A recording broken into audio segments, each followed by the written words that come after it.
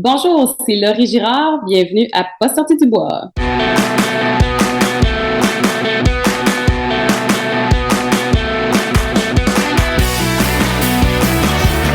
messieurs, votre gagnant du 110 km!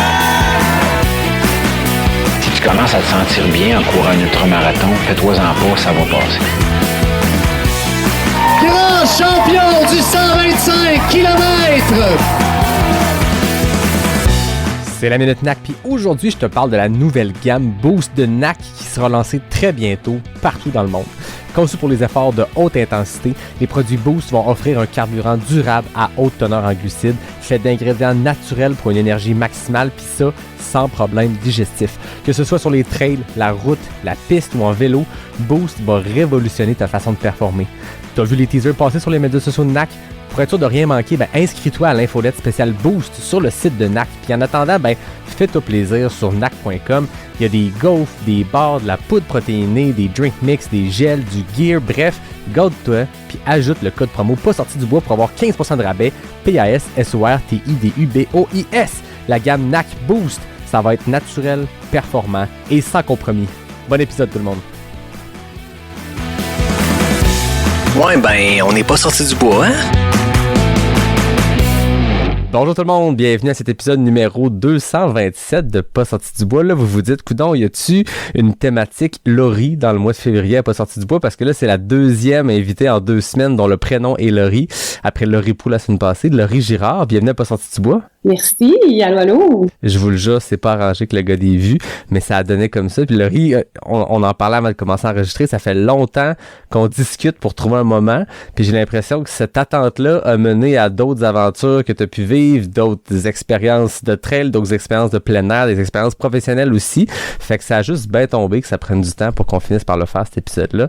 Je suis très content que tu sois là, merci.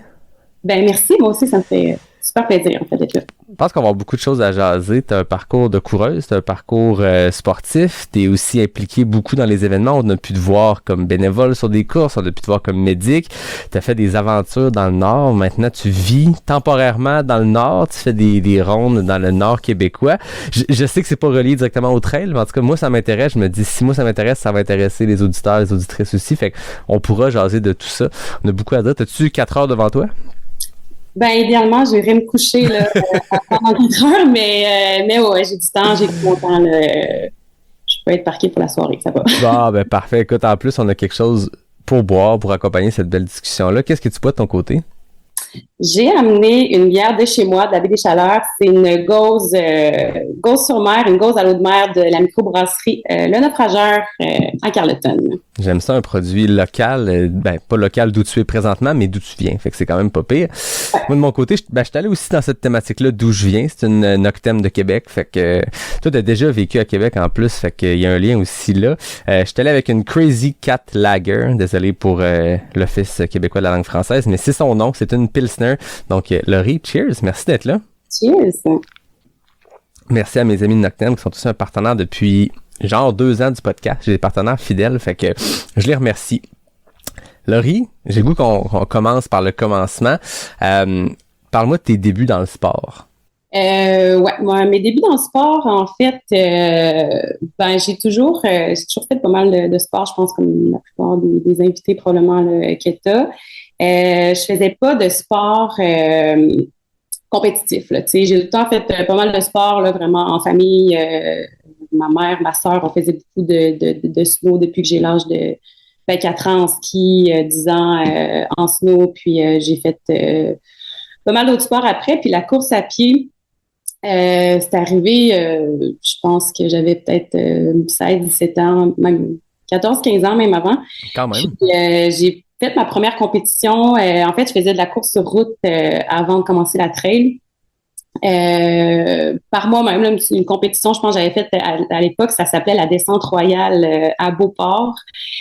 C'était une course, c'était un faux plat descendant de 10 km, puis je pense que j'ai fait ça en 2011, c'était ma première course. Puis c'est ça, c'était vraiment récréatif, là, tu sais, je faisais ça par moi-même, puis à un moment donné, quand je suis rentrée à l'université, je voulais faire du bénévolat dans un organisme là qui existe encore, je pense aujourd'hui. Ben oui, en fait, là, ça existe encore, mais ça a quand même changé. Mais c'est en 2013 que j'avais joint cet organisme-là, qui s'appelle Courte à réussite. Dans le fond, la mission de cet organisme-là, c'était pour prévenir, en fait, contre le décrochage scolaire. Fait que la mission, en fait, c'était de donner le défi à des jeunes qui sont à risque de décrochage scolaire. C'est avec l'école, le Centre Louis-Joliette à Limoilou, à Québec. Donc, c'est leur donner le défi de courir le marathon des deux rives. À l'époque, ça s'appelait même, le marathon de Québec, à la fin de l'année scolaire. On les entraînait. Il y avait des mentors, des entraîneurs, un bassin de coureurs autour de ces gens-là. Puis c'était chapeauté. Bon, il y avait des physios. Il y avait vraiment un gros bassin là, de gens qui étaient dédiés à la réussite un peu de ce défi-là pour les jeunes qui venaient soit de des milieux qui sont défavorisés, qui sont en situation plus précaire. Il y avait aussi des nouveaux arrivants qui en même temps de courir, de faire ces défis-là, devaient apprendre le français, devaient terminer leur secondaire. C'est une école secondaire, puis une école, je pense qu'il y avait une partie aussi aux adultes. Là. Okay. Donc, puis au final, ce que ça leur envoyait comme message, c'est que si tu arrives à courir soit un marathon, puis il y a aussi le demi-marathon là, donc c'était pas seulement l'objectif de marathon là. Soit le marathon, le demi-marathon, finalement t'es capable de réussir beaucoup de choses dans ta vie, dont ton année scolaire, ton secondaire, donc puis c'est ça, c'est un organisme qui véhicule vraiment des super belles valeurs, puis ça existe encore aujourd'hui, puis je pense même que de mémoire ils sont partenaires aussi avec le coureur nordique là. Il me semble que j'ai vu ça passer dernièrement. Là. Fait que c'est ça, c'est vraiment là que, dans le fond, moi, mon rôle, c'était d'être coach dans cet organisme-là. Fait que j'accompagnais les jeunes là, toutes les semaines. Puis on courait différentes courses là, avant d'arriver au marathon des deux rives à la fin de l'année. Donc, par le biais de cet organisme-là, j'ai fait plusieurs courses là, sur route à ce moment-là. Fait que c'est ça, j'ai fait plusieurs marathons avant de me rendre à la course de trail que j'ai commencé en 2000. J'en fais toujours un petit peu là, par moi-même, mais j'ai fait mes premières courses de trail en 2020-2021, je pense. Okay. À ce moment-là, en fait, pendant la pandémie, moi, je courais toujours par moi-même, toute seule. Je connaissais pas du tout la communauté de coureurs, puis c'est ça m'allait comme ça. Puis à un moment donné, pendant la pandémie, j'ai découvert les réseaux sociaux plus l'Instagram. En fait, j'avais pas d'Instagram avant ça. Puis j'ai découvert plus la communauté de coureurs comme ça. Puis avec le club de course Les Gringos à Québec. Donc c'est ça. J'ai joint ce club de course là. Puis je me suis fait des amis. J'ai vraiment plus en fait. Je me suis mis à faire plus de courses de trail en fait à ce moment-là, puis vraiment j'ai switché là, je faisais presque plus de courses sur route. Les Gringos, c'est un beau club, je pense, pour faire une introduction à la trail. Je pense que tout club de course, c'est une belle façon de connecter avec des gens, mais j'ai reçu Olivier Barbenois, puis je connais plusieurs personnes qui ont couru à travers les années avec les Gringos, puis c'est des gens qui sont tout ce qu'il y a de beau puis de bon dans la communauté trail. C'est du monde qui sont impliqués. Tu sais, Olivier, c'est un gars qui a fait des aventures, qui a couru, qui a fait des événements, qui a été bénévole, qui a monté des projets. Tu sais, c'est vraiment le typique cas de gens en trail qu'on se dit ça, c'est un bel exemple de quelqu'un qui est impliqué multifacette. Puis je t'écoutais parler tantôt, puis j'ai l'impression que même avant que tu entres dans le trail, il y avait ce côté-là, implication multifacette. Je pratique le sport, mais je m'implique d'une façon à transmettre cette passion-là du sport, à redonner à une communauté, à la communauté. Fait que j'ai l'impression que d'entrer dans les Gringos, ça semblait être le club qui était parfait pour toi, là. Ouais, complètement. Puis tu sais, ce que j'aimais des Gringos, c'est que c'est pas tu sais, c'est des coureurs qui avaient un assez bon niveau, mais tu sais, qui sont très laid back par rapport à ça. Puis tu sais, c'était beaucoup moi, je me suis fait des amis là que j'ai encore à ce jour. Tu sais, Steven Brooks, c'est un de mes meilleurs amis que tu connais d'ailleurs. Puis Dave Clément aussi était là-dedans. Puis Fait que oui, c'est vraiment un super club. Puis c'est ça, c'est des gens qui se prennent pas trop au sérieux, qui sont quand même sérieux dans leurs objectifs de course, je pense, pour la plupart, mais qui au final, tu sais, on se regroupait, on était là juste pour faire des jokes, puis tu sais, dans les trails, puis s'amuser, là, that's it. Fait que j'ai vraiment adoré ce club-là. C'était pendant la pandémie, donc essentiellement, ce que je faisais, c'est faire du télétravail puis courir, là, tu sais. Donc, c'est ça, ça l'a vraiment... ça m'a un peu ouvert les portes sur le monde de la communauté de trail. Puis c'est ça, j'ai vraiment aimé là, un petit peu ce qui se véhicule dans le monde de la trail. Là, tu sais, la communauté, c'est des gens qui sont super oui impliqués, puis aussi qui tu sais, il y a pas trop de jugement les uns envers les autres. Tu sais, quand t'es dans le trail, tu vis un peu la même chose en même temps que tout le monde, donc on est un petit peu dans le même bateau tout le monde, donc on vit la même souffrance entre guillemets et les mêmes petits moments de bonheur aussi. Là. Fait que, j'ai l'impression qu'on vit des choses, peu importe le niveau.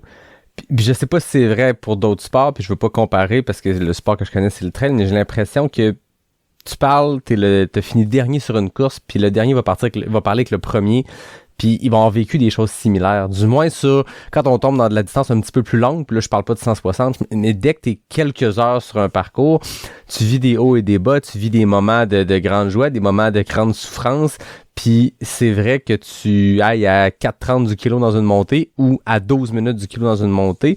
Puis je pense que c'est ce qui fait que la communauté demeure tissée serrée. C'est ce qui fait aussi que les événements continuent d'accueillir des gens de tous les niveaux. Puis même sur les plus grandes courses internationales, t'en as 10, 12, 50 en avant qui partent vite, mais le reste du monde part tout le monde ensemble, puis il y a encore ça de très fort, puis je pense qu'on a un sport qui se prête bien à garder ce côté-là d'unité entre le premier puis le dernier, puis il y a plein d'événements qui célèbrent autant le dernier que le premier, puis c'est des valeurs très très fortes qui, quand on est depuis longtemps dans ce sport-là, peut-être que, pas qu'on oublie, mais on est dans, on se tient juste avec du monde comme nous. Puis j'utilise souvent une expression que je t'ai volée parce que c'est toi la première que j'ai entendu parler des moldus. Peut-être que tu l'avais pris à quelqu'un d'autre.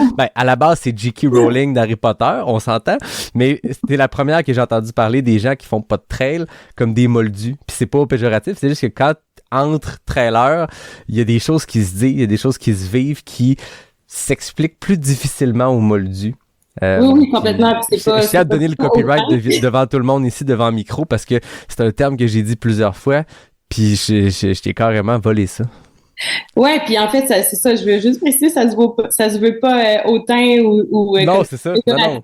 C'est pas pour dire que les gens les trailers sont meilleurs que les autres, mais pas du tout, c'est vraiment juste pas, parce que quand on est dans, en fait, quand on rentre un peu dans cet univers-là du trail qui est un peu, un peu niché, là, c'est ça, tu deviens un peu, tu t'habites la trail, là, carrément, là, fait qu'on dirait que ça guide un peu ça devient un mode de vie, tu sais.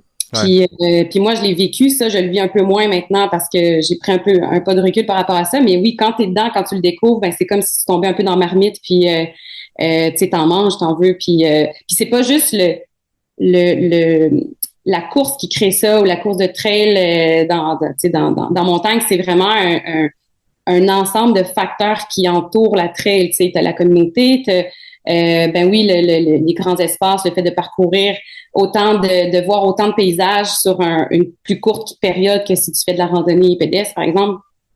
Il y a tous les bénéfices sur ton corps. Tu te sens plus fort, plus capable au niveau du volume d'entraînement, de tout ce que tu peux faire en fait avec ton corps. Puis ouais, c'est ça, c'est comme cet ensemble de facteurs-là qui fait que tu deviens un peu un moldu, là.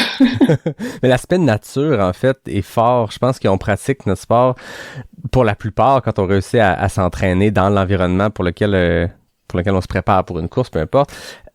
La nature a des bienfaits qui sont fous, puis tu sais, c'est scientifiquement prouvé l'impact de la nature, puis c'est sûr qu'aller faire un 30 minutes de course dans le trafic, dans l'asphalte, dans des traverses piétons, puis aller faire un 30 minutes de course en forêt, seul ou avec des amis, ça a un impact complètement différent sur l'esprit, le corps, surtout parce que t'es dans la nature, c'est calme, c'est silencieux.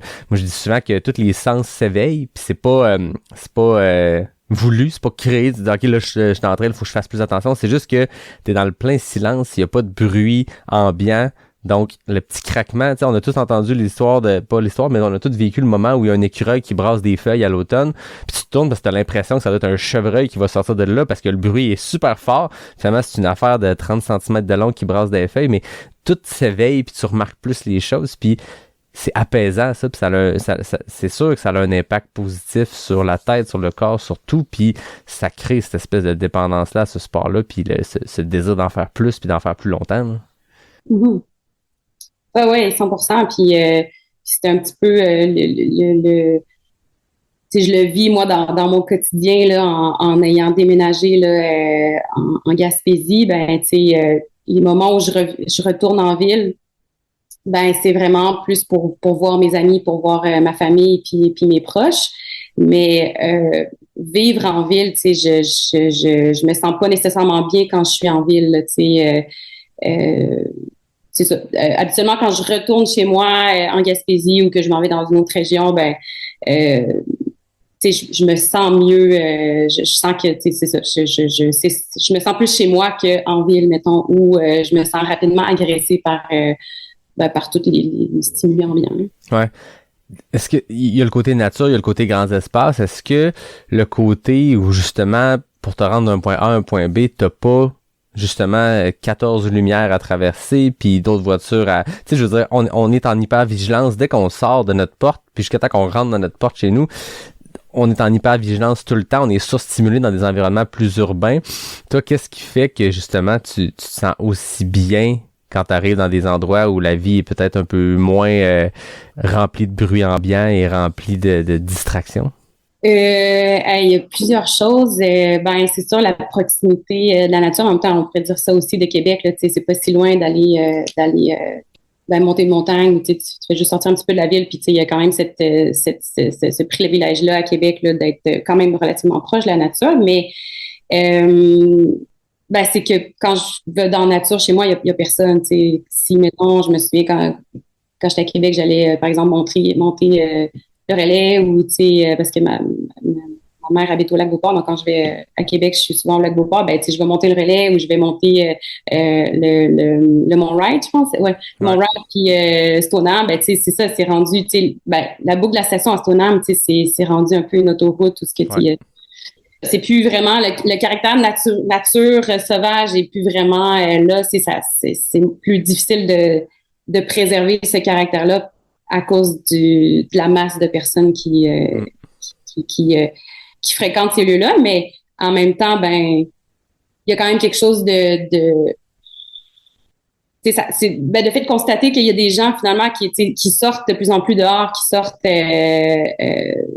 en montagne, puis bon, qui prennent soin de leur santé, tu sais, bon. Fait que ça permet de voir ça, mais en même temps, c'est ça. C'est comme à deux tranchants. T'es content qu'il y ait plus de monde qui fasse du sport. La pandémie a eu cet effet-là. En tout cas, on l'a vu sur tous les sentiers dont tu viens de parler. Pré-pandémie, post-pandémie, c'est des changements assez nets sur la quantité de monde. Donc, c'est le fun. Mais en même temps, il y a peut-être un petit côté nature calme qui se perd. Mais en même temps, ça te permet de découvrir d'autres places. Puis, demandez-vous pas pourquoi je suis pas sur Strava. C'est parce que je cours à des places privées que je me fais pas déranger. Mais je comprends tout à fait ce que tu veux dire. C'est une drôle c'est une drôle de dualité, en fait. Ouais, puis tu sais, ben, c'est ça. Quand que je retourne chez moi, ben, ce que j'aime, c'est aussi, ben, c'est ça, la communauté. Tu sais, oui, tout le monde se connaît. Il y a quelque chose d'un peu pervers là-dedans, dans le sens que tu vas à l'épicerie, puis c'est rare que tu croises pas quelqu'un que tu connais. Puis ben, moi, c'est un peu un running gag avec les gens qui me connaissent. J'ai un peu de misère avec le small talk à l'épicerie. Je vais éviter d'avoir à croiser la personne parce que je sais pas quoi dire, puis je suis un peu mal à l'aise, puis bon. Mais c'est ça fait que tu sais aussi, ben, quand quand tu veux faire quelque chose le soir, tu veux sortir, ben tout le monde se retrouve, par exemple, le jeudi soir au naufrageur, puis c'est le fun parce que t'as pas besoin de parler à personne, t'as pas besoin d'appeler personne, puis tout le monde va être là, puis c'est un peu du social de village, qu'on va dire, puis c'est agréable parce que les gens sont vraiment intéressés les uns aux autres, ils vont poser des questions, mais c'est pas par curiosité malsaine, c'est vraiment parce qu'ils s'intéressent réellement, tu sais, aux gens, puis J'aime aussi le type de discussion qu'on va avoir. Ça va être souvent tout tourne autour de soit du vent, de la neige, parce que Carleton, bon, on fait de la voile, donc le vent pour la voile, la neige pour le ski. La météo va beaucoup guider ce qu'on va ce qu'on va faire comme plein air, comme sport. Puis c'est ça, c'est des discussions que j'aime avoir, que je trouve super intéressantes parce que justement on vit un peu tout dans ce genre de milieu-là qui fait partie, que la nature fait partie un peu de notre mode de vie. Tu es connecté avec la nature, puis ce qui se passe en fin de semaine, c'est dicté par la température, puis selon ce qui se passe, selon ce qui tombe, selon ce qui vente, ça oriente ce que tu vas faire comme sport, puis il y a quoi de le fun là-dedans, là? Oui, c'est ça. Puis tu sais, c'est ça. Tu sais, si dépendamment, comme là, en fin de semaine, tu sais, il y a eu une avalanche aujourd'hui là au Mont-Saint-Pierre. Puis tu sais, les conditions étaient au niveau des avalanches, le risque était assez élevé en fin de semaine pour le ski. Donc c'est sûr que tu sais, les gens, la plupart des gens iront pas là. Tu sais, on choisira pas d'aller dans le parc de la Gaspésie pour aller skier. On va skier plus proche, tu sais, ou on va faire de la station. Ou, tu sais, ça reste que tu sais, c'est ça. C'est toujours des paramètres comme ça qui vont déterminer selon la météo. On va regarder les radars, on va choisir qu'est-ce qu'on fait selon la météo. Une petite part d'inconnu qui est quand même le fun. De se dire, laissons Miss Météo choisir pour nous. Ouais, ou tu sais, c'est ça. Ça va déterminer les choix qu'on peut faire ou qu'on peut pas faire. S'il n'y a pas de vent, on peut pas aller faire de la voile, mais on peut faire du kayak, on peut, tu sais. Non, mais c'est ça. Ouais. J'aimerais ça revenir sur les années Gringo, les années où tu as découvert le trail. Tu as participé à des événements à cette époque-là. Tu vivais à Québec à cette époque-là? Oui, jusqu'en 2021. J'ai déménagé en 2021. Ouais. OK. Qu'est-ce qui a motivé ce déménagement-là? C'était carrément ça, en fait, de vivre, de me rapprocher de la montagne puis de la mer. À l'époque, en fait, en 2020, j'avais fait des démarches pour déménager à Vancouver. OK. Puis c'était pendant la pandémie. Donc j'avais appliqué, en fait, à ce moment-là, j'avais un copain là, qui déménageait à Vancouver, puis je devais le rejoindre, puis bon, fait que j'avais fait des démarches avec mon nom professionnel là-bas pour faire partie de l'ordre en Colombie-Britannique. Puis avec la pandémie, il y a eu vraiment des délais, puis l'ordre émettait pas de permis. Donc là, j'étais en attente pendant toute l'automne 2020 pour déménager. Puis entre-temps, moi, j'avais fait des démarches. J'étais vraiment prête à déménager. Donc, j'avais vendu tous mes meubles. J'avais un appartement à ce moment-là. Je l'avais sous-loué. Puis bon, fait que j'étais vraiment prête à partir, mais il manquait juste l'emploi. Puis je voulais pas partir avant d'avoir la confirmation là, que j'allais avoir un emploi dans mon domaine. C'est ça. Fait que j'ai attendu toute l'automne, rendu en fin décembre, janvier, j'avais toujours pas de nouvelles. Puis j'avais pas non plus de date là, où l'ordre allait commencer à émettre des permis. Puis moi, c'est ça, je voulais travailler dans mon domaine, fait que j'étais un peu à la croisée des chemins, puis la relation aussi s'est terminée à ce moment-là, donc je m'étais dit, bon, qu'est-ce que je vais chercher en allant travailler dans l'Ouest? Je voulais me rapprocher des montagnes parce qu'à ce moment-là, la course de trail c'était vraiment un mode de vie là, pour moi, fait que, puis tu sais, aussi dans mon domaine, j'ai vraiment besoin de décrocher là, quand je termine le travail, tu sais, j'étais une jeune travailleuse sociale là, à ce moment-là, fait que je savais que tu sais j'avais tendance à m'investir beaucoup là, dans mon travail, fait que je me disais il faut vraiment que je trouve un moyen de décrocher, puis ce qui me permettait le plus de le faire, c'était vraiment de partir en montagne, de faire du sport. Puis voilà. Puis c'est ça, je voulais travailler en anglais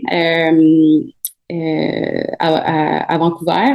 Et c'est ça, me rapprocher des montagnes, j'aimais aussi la mer. Donc, j'ai fait des recherches. Je me dis où je peux retrouver ça. La Gaspésie, la baie des Chaleurs, il y a des communautés anglophones. Fait que j'avais un contact là-bas dans mon domaine, puis ça a été super rapide là. J'ai trouvé un emploi, une place pour m'héberger, puis voilà, je suis partie. C'est très cool. C'est le baie des Chaleurs qui a remplacé l'Ouest canadien. Ouais. On n'imagine pas qu'un peut être interchangeable avec l'autre, mais finalement, tu as retrouvé exactement ce que tu recherchais à ce moment-là. On l'avait pas dit. Parle-nous de ton métier, puis justement de ce qui fait que tu as besoin de ce décrochage-là, puis de t'évader en montagne, d'aller jouer dans le bois. Ben oui, moi je suis travailleuse sociale, donc ben c'est ça. En fait, je travaille avec l'humain dans c'est ça, avec des gens qui ont différentes problématiques, des communautés aussi. Donc, ça me demande beaucoup d'investissement de moi-même. Je travaille avec ma personnalité, donc c'est important de pouvoir justement faire un vide après ça. Ou avec l'expérience j'ai moins ce besoin-là. Là, ça se fait plus automatiquement là, en finissant le travail, j'ai pas ça qui me reste en tête là. Mais à l'époque, c'était vraiment ma crainte parce que je voyais, j'ai tendance à m'investir dans ce que je fais.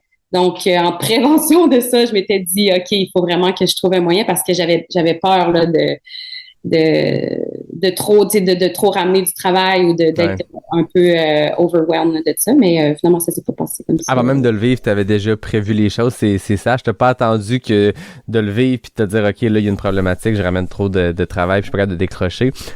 En partant, tu t'es dit bon, je vais aller près des montagnes, fait que comme ça, je vais être certain que si j'en ai besoin, ben c'est à côté. Ouais, je prévois les conditions favorables pour ça, c'est un peu ça, ouais. C'est des années où ça s'est bien passé pour toi en trail aussi. J'ai l'impression que tu as eu des belles performances, notamment en Gaspésie. On t'a vu au Gaspésie, on t'a vu à l'Ultra Trail des Chic-Chocs. Une deuxième place sur l'Ultra Trail Arikana 80. J'ai l'impression, je me rappelle à l'époque, on faisait l'UTHC TV. Puis à ce moment-là, tu n'étais pas sur les radars des experts du trail qui prédisaient ces courses-là. Moi, je te connaissais, puis je me rappelle que dans les listes, on se disait, OK, il pourrait se passer quelque chose sur cette course-là. J'ai pas envie qu'on plonge dans chacune de tes courses que tu as faites, parce qu'il y a plein de choses qu'on veut jaser, mais j'ai le goût qu'on revienne sur cette UTHC 80-là qui a été un peu une consécration, j'ai l'impression, pour toi, parce que ça faisait un petit bout que tu faisais du trail, tu avais fait des belles performances, mais Arikana, c'est Arikana, puis c'était ton premier 80, si je me trompe pas?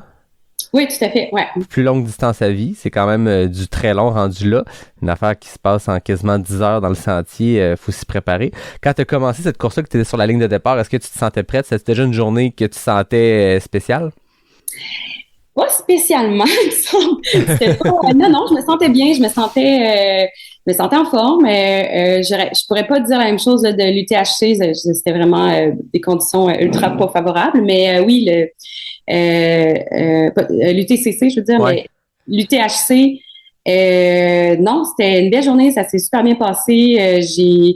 Je me souviens que j'ai pas mangé autre chose que des oranges à ce moment-là, ou peut-être genre une barnaque, mais ouais, j'avais vraiment le goût juste de manger des oranges dans les ravitaux, puis ça a passé bien comme ça dans le 80, mais c'est pas des conseils que je donnerais aux gens là. C'était une année qui était quand même chaude. Je me rappelle ce samedi-là du 80, moi j'avais fait le 42, il me semble, mais j'ai souvenir qu'il faisait très chaud pour Arikana, puis on se dit ça depuis plusieurs années, là. Peut-être qu'il y a une petite part de réchauffement climatique qui se rend jusqu'à Charlevoix, parce que il y a des années où il y a des grêlés à l'arrivée d'Arikana, mais dans les dernières années, puis particulièrement 2021-2022, il faisait très très chaud, fait que j'avoue que des oranges, ça fait du bien dans ce temps-là. Ouais, je me souviens que j'avais manqué d'eau sur une portion du parcours, mais non, ça s'était super bien passé, j'avais suivi, en fait... je pense que je suis pas arrivée deuxième, je suis arrivée troisième. Ouais, parce que la deuxième, c'était Marie-Maude. C'est vrai? Bon, peut-être. Mes sources ne sont pas parfaites, mais je suis certain que j'ai vu deuxième. Attends, on va aller voir. Tu me fais douter, j'ai fait ça aujourd'hui, mais je sais pas, c'est arrivé deuxième au Gaspésia, mais en 2020. Je suis peut-être bien mêlée, hein, j'ai fait ça aujourd'hui. Mais c'est ça, dans le fond, moi puis Marie-Maude, on s'est suivi sur, de mémoire, une bonne quinzaine de kilomètres où on s'échangeait la deuxième, troisième place, comme ça, même une vingtaine de kilomètres, je dirais. Puis même, je me souviens, à un moment donné, Marie-Maude voulait abandonner, puis, ou tu sais, je pense qu'elle avait des problèmes de digestion, puis Puis on a fait la course ensemble. Puis tu sais, ça a été vraiment moi aussi là, tu sais, j'avais trouvé ça difficile dans cette portion-là. Puis finalement, tu sais, elle était partie là. Puis ça a été super bien jusqu'à la fin. Puis tu sais, mais c'est là que j'ai connu Marie-Maude. Puis on a jasé. Puis c'est ça en fait la trail là. Tu sais, si tu prends des gens à un moment, t'arrives dans le sentier, tu peux être seul sur une super longue période. Puis après ça, t'arrives, tu rencontres quelqu'un, puis vous faites un bout ensemble, puis ça fait passer un peu plus vite aussi. Puis ça permet aussi de un peu oublier les petits bobos qu'on a. Puis fait quoi, je me souviens que ça avait été une belle rencontre. Ouais. Je veux pas te contredire, mais tu as terminé deuxième à l'UTHC 80. Derrière une coureuse allemande, Svenja Espenhan. Ouais, OK. Parce que check, mettons, là, sur le podium, là, quand je vais sur Instagram, maintenant j'ai le podium, Marie-Maude est là. Deuxième, je suis troisième Arikana. C'est drôle, mettons, sur les résultats, l'Ultra Trail Arikana 80 2021, elle est pas là. Puis je vais voir sur son profil, puis elle n'a pas participé à la course, fait que ça veut dire que... Ouh, parce que sur la photo de podium... je pense qu'on va le laisser parce que là, il y a une problématique. On savait pas que c'était de l'enquête qu'on faisait aujourd'hui. Hein. On pensait que c'était une belle discussion qu'on allait jaser de plein air, mais finalement, c'est une discussion d'enquête qu'on lance. Donc, sur le podium, tu as terminé troisième, derrière Marie-Maude, côté rouleau pour ne pas la nommer. Mais dans les résultats officiels qui existent sur Internet, elle n'est pas là. Fait que j'ai goût qu'on lance ça dans l'univers. Si quelqu'un en sait là-dessus, faites-nous signe. Au final, on s'en fout, on est là pour jaser de trail et de ton expérience sur ce 80-là, mais écoute, on sait pas. Mystère. Écrivez-nous. Si vous avez des informations, c'est quoi? C'est Claude Poirier qui faisait ses émissions, puis quand il faisait de l'enquête, il disait là, si vous avez des informations privilégiées, appelez-moi sur ma boîte vocale. Appelez-nous sur la boîte vocale pour élucider ce mystère-là. Mm-hmm. Dans tous les cas, ça s'est bien passé pour cette course-là. Oui, ça s'est bien passé. Puis, peut-être encore mieux que prévu, là, si je suis arrivée deuxième. Mais là, non, ça s'est bien passé. Puis j'ai adoré cette course-là, vraiment. Ouais, j'ai eu du plaisir. Puis ouais, je me souviens un petit peu avant la fin, j'avais un petit peu lâché. Puis il y avait mon pacer qui c'était qui à l'époque? C'était Barthélemy. C'est pas Bart là, qu'on l'appelait. Mais bref, c'était mon pacer, puis une chance qu'il avait été là parce que il y avait celle qui était derrière moi, puis m'avait rattrapé, puis bon, finalement, tu sais, j'avais ouvert la machine, puis bon, c'était bien passé, mais c'est ça, c'était une belle course. Ouais. Écoute, j'ai déjà des informations privilégiées qui sont entrées sur le site de l'UTMB qui répertorie tous les résultats. Tu es deuxième, puis Marie-Maude est pas là, mais sur le site de l'ITRA, qui est exactement les mêmes données que l'UTMB, là, c'est la même gang. Mm-hmm. Elle est deuxième, un petit peu quelques minutes devant toi. Donc, il y a un mystère qui s'installe sur les résultats sur le site de l'UTMB World Series. Fait que, morale de cette histoire, checker deux sources. Dans tous les cas, regarde, on n'a même pas eu besoin de la boîte vocale, les gens ont pas eu besoin de nous écrire. On a élucidé le mystère. Est-ce que tu avais un côté compétitif quand vient le temps de faire une course comme ça, puis de par tes performances sportives, ça te permettait de fighter pour des positions, pour des podiums, peu importe. Est-ce que tu es de nature compétitive, puis dans la course, il y a quelque chose qui se passait, qui s'allumait au moment qu'on a un dossard puis qu'on court vers une ligne d'arrivée? Je sais pas trop comment répondre à cette question-là parce que je pense pas que j'ai un côté compétitif. J'ai pas le couteau dans les dents. J'ai pas, je suis pas, c'est ça. J'ai pas cette, non, j'ai pas ça en moi là. Tu sais, je veux pas me battre pour une position. Ce qui se passe, je pense, c'est juste que tu sais, au même titre que si je m'implique, si je suis vraiment passionnée par ce que je fais, comme j'ai été passionnée par la trail, ben je vais le faire à fond. Puis ça fait en sorte que tu sais mes performances vont peut-être suivre. Tu sais, fait que c'est plus ça qui entrait en ligne de compte que je vais être disciplinée, je vais faire mon entraînement, puis je vise le podium ou quoi que ce soit. C'est sûr que quand je prends le départ d'une course, ben je le sais c'est quoi mes capacités, je sais dans quel état j'aime prendre le départ d'une course, c'est j'aime ça quand je suis entraînée, quand je suis prête. Mm-hmm. Si je me sens pas prête, ben je vais pas avoir de fun. Je sais, tu sais, je vais avoir mal aux jambes, je vais être parce qu'on dirait que je suis habituée de courir à un certain pas un certain pace là en montagne, mais tu sais une certaine vitesse. Ou tu sais, je sais, c'est comme si mon corps enregistrait un peu la vitesse à laquelle il est habitué d'aller. Donc si je suis sous-entraînée pour ça, ben tu sais, je vais juste avoir mal, je vais pas avoir de fun. Puis tu sais, la raison pourquoi je fais ça, c'est parce que j'ai du fun à le faire. Tu sais, oui, j'aime m'entraîner pour cette raison-là, parce que j'aime les sensations que j'ai dans mon corps quand que je performe, entre guillemets, tu sais. Ouais. Mais c'est jamais dans le but de performer que je vais m'entraîner puis faire participer à une course, là, tu sais. Fait que c'est comme un peu le processus inverse, là, on pourrait dire. Mais à l'inverse, c'est sûr que, tu sais, c'est ça. Si je suis pas entraînée, ben je vais juste, je vais pas vouloir prendre le départ d'une course. Je vais pas me dire, sur le départ d'une course, je vais pas me dire, je vais y aller advienne que pourra, alors que je sais bien que, tu sais, je serai pas entraînée. Si je suis entraînée pour ça, puis que, bon, pour X raisons, je me sens pas au top de ma forme cette journée-là, oui, je vais le faire quand même, parce que je sais que je suis entraînée pour ça, tu sais. Ouais. Tu donnes le meilleur de toi-même, puis si le meilleur de toi-même te donne une 3e place ou une 33e place, ça peu ou pas d'importance de ce que je comprends. Complètement, c'est ça, ouais. Tu sais, moi, c'est si je me sens prête, je me sens en forme, je vais prendre le départ, puis je vais avoir du plaisir, puis peut-être que j'en aurai pas, mais au moins je vais penser que je vais en avoir avant de partir. Fait que cette journée-là à Arikana, t'as donné le meilleur de toi-même, puis ça a bien été, t'étais satisfaite de la performance versus l'entraînement que tu y avais mis, les efforts que tu y avais mis pour te construire jusque-là. Oui, 100%. Puis tu sais, je dis pas non plus que j'ai pas eu, tu sais, j'avais des plans d'entraînement là, à une certaine période, et j'ai suivi des plans d'entraînement, mais c'est ça, c'est pas la formule gagnante pour moi. Mm-hmm. J'ai pas la discipline pour suivre ça à la lettre, puis j'ai pas envie de le faire non plus là. Tu sais, je suis pas une personne qui va faire quelque chose parce qu'il faut que je le fasse. Ouais. Tu sais, je vais le faire parce que j'ai envie de le faire, parce que je décide de le faire, puis si j'ai pas envie, je le ferai pas. Je veux pas pourquoi. Mais je pense que c'est la meilleure manière de s'entraîner quand même, parce qu'au final, c'est un sport, je l'ai répété souvent sur des épisodes, c'est un sport où tu peux pas juste pratiquer ce sport-là pour les journées de course. Dans le sens où il y en a peut-être qui le font, puis je juge pas, mais j'ai de la misère à m'imaginer sortir 4, 5, 6, 7 fois dans une semaine pour courir parce que j'ai un dossard dans 6 mois.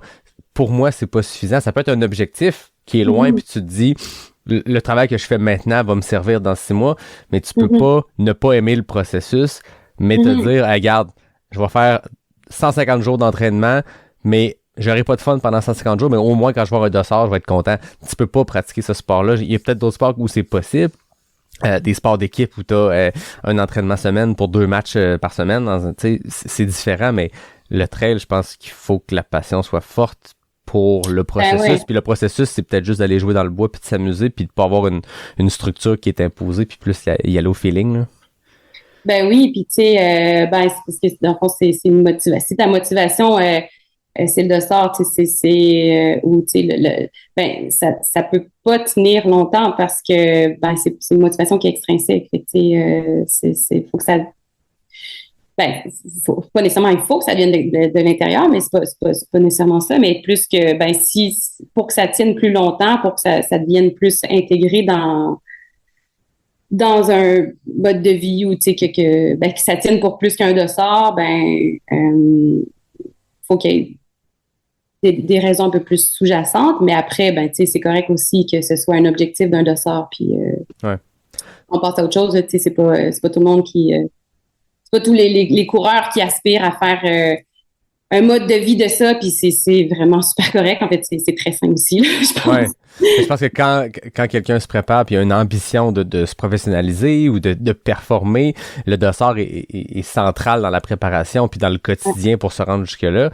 Ouais. Mais la grande majorité des gens, comme toi puis moi, puis la majorité du monde qui écoute, c'est une cerise sur le Sunday, dans le sens où si tu as eu du fun tout l'été à te préparer pour un défi, à aller faire des Mont-Saint-Anne up and down avec les amis parce que tu as une course avec beaucoup de dénivelé, après ça, le jour de la course, ça se passe pas comme tu veux, ça n'enlève rien à tout le processus qui a été le fun. Tu peux pas, tu sais, c'est un sport qui a tellement de facteurs en jeu que tu peux pas tout miser sur le jour de la course puis te dire si j'ai été bien préparé, c'est sûr à 100% que ça va bien aller. C'est pas un sport qui se passe comme ça. Tu peux te virer à cheville au 3e pas sur une racine puis c'est fini. Tu peux avoir un estomac qui pour une raison obscure décides qu'il n'est pas collaboratif aujourd'hui. Fait que tu peux pas attendre le dossard puis que tu mettes toutes ces œufs dans ce panier-là. Il faut avoir du fun dans le processus. Puis on dit ça, mais on se convainc entre nous, puis on est tous des convaincus. Puis je suis sûr que les gens qui écoutent, c'est pareil aussi. Mais je trouve ça intéressant l'approche de la course, puis que tu as tenté de te structurer ou de suivre un programme, puis que tu t'es vite rendu compte que dans le fond, c'est pas ça qui marchait pour toi, là. Ben non, puis tu sais, moi, j'avais des courses de prévues dans les années, comme si ça faisait 50 ans, là, mais en 2023, 2022, 2023, puis que j'ai pas pu faire pour des raisons de santé, puis tu sais, ces 2 années-là, ben tu sais, dans les dernières années, ça fait longtemps que j'ai mis un dossard, là, tu sais, fait que mon rapport à la course a changé dans ces années-là. Puis aussi, je me suis beaucoup questionnée par rapport à ça. Tu sais, c'est quoi mon rapport avec la course à pied? Pourquoi je fais ça? Puis, fait que ma vision de la course a changé depuis ce temps-là. J'en fais moins, mais j'en fais vraiment par pur plaisir. Puis c'est beaucoup plus équilibré qu'avant, tu sais, parce que ben je fais beaucoup d'autres sports, donc à un moment donné, c'est une question de choix, puis avec le temps que j'ai, tu sais, puis on dispose tous du même nombre, du même temps, mais tu sais, après, ben, moi, j'ai fait le choix de pas consacrer 80% de mon temps libre à la course de trail comme je faisais avant, parce qu'il y a d'autres sports qui me procurent autant de plaisir, sinon plus, tu sais. Puis, est-ce que c'est ces soucis de santé-là qui t'ont empêché de prendre des départs, qui ont amené ces réflexions-là de se dire, est-ce que je veux, comme tu dis, tout dédier pour la course, ou est-ce que je veux essayer d'autres affaires, puis que la course fasse partie de mon coffre à outils, puis que je chasse tout petit là une fois de temps en temps? Oui, ben c'est ça, dans le fond, en 2023.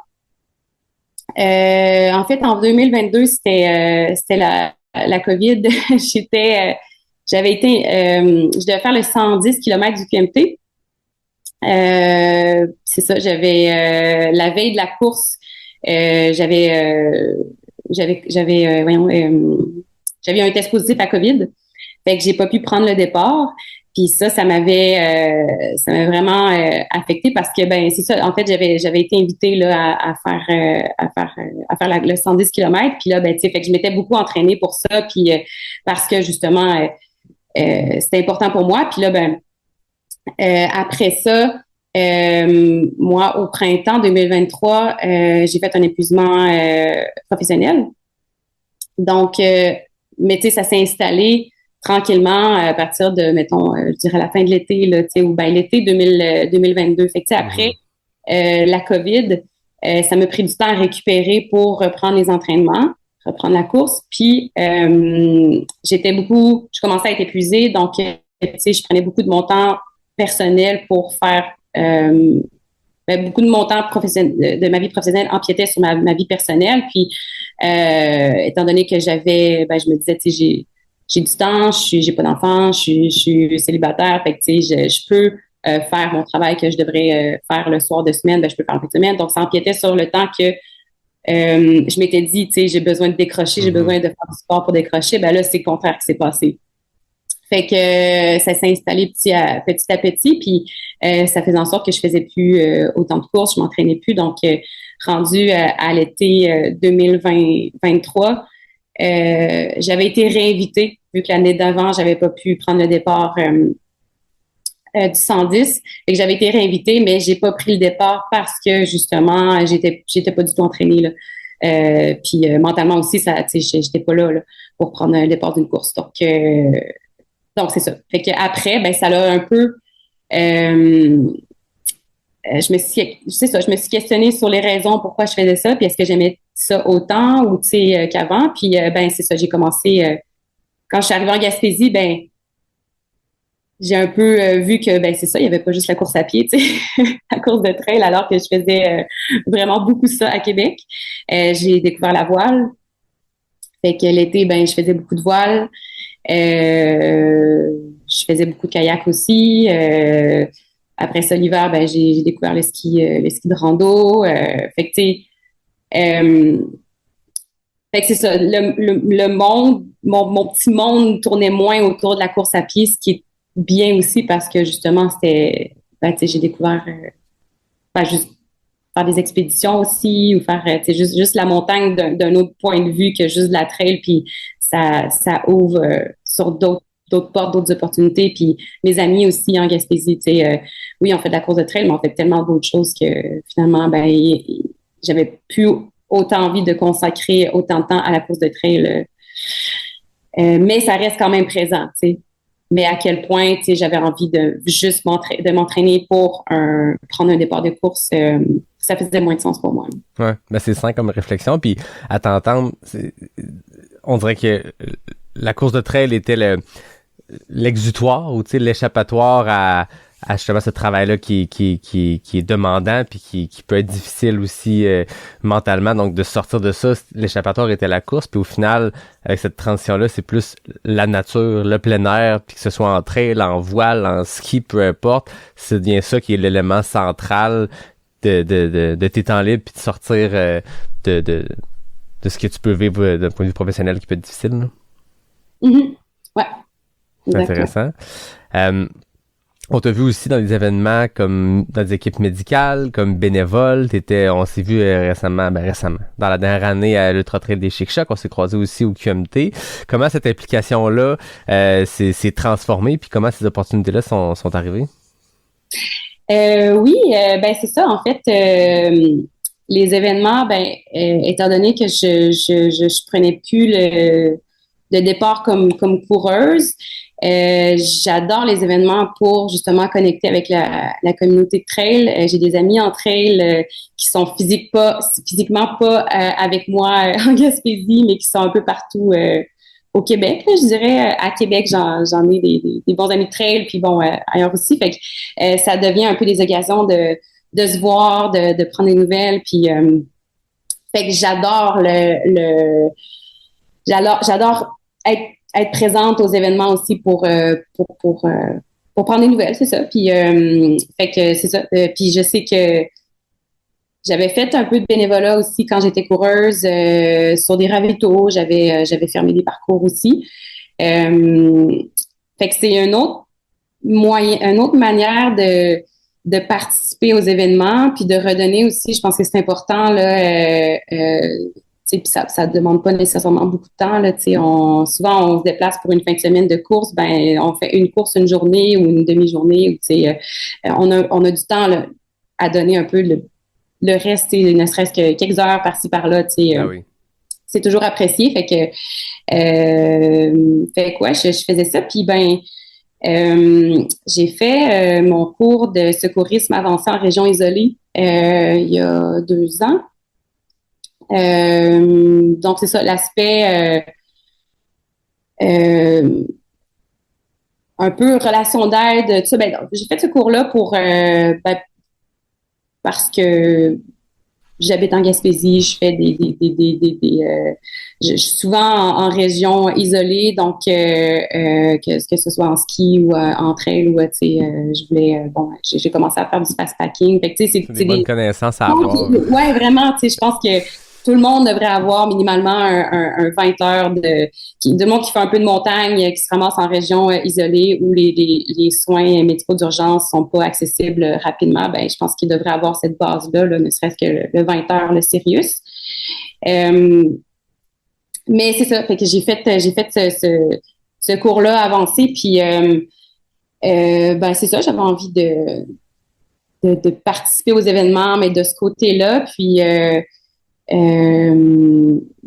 c'est ça, j'ai joint l'équipe du QMT médical l'an dernier.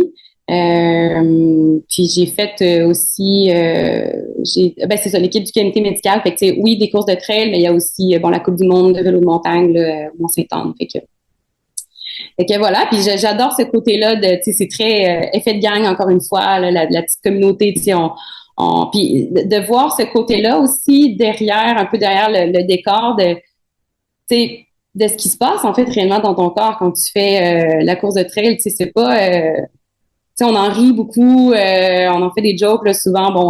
Par exemple au ravito, tout le monde va, le fameux classique va proposer de mettre du coke de boire du coke là, puis de remplir tes gourdes de coke, mais dans les faits, c'est vraiment pas bon parce que ça te donne un rush de sucre, puis une demi-heure après, même pas, tu vas crasher, puis là, ben, tu vas te ramasser en... C'est ça.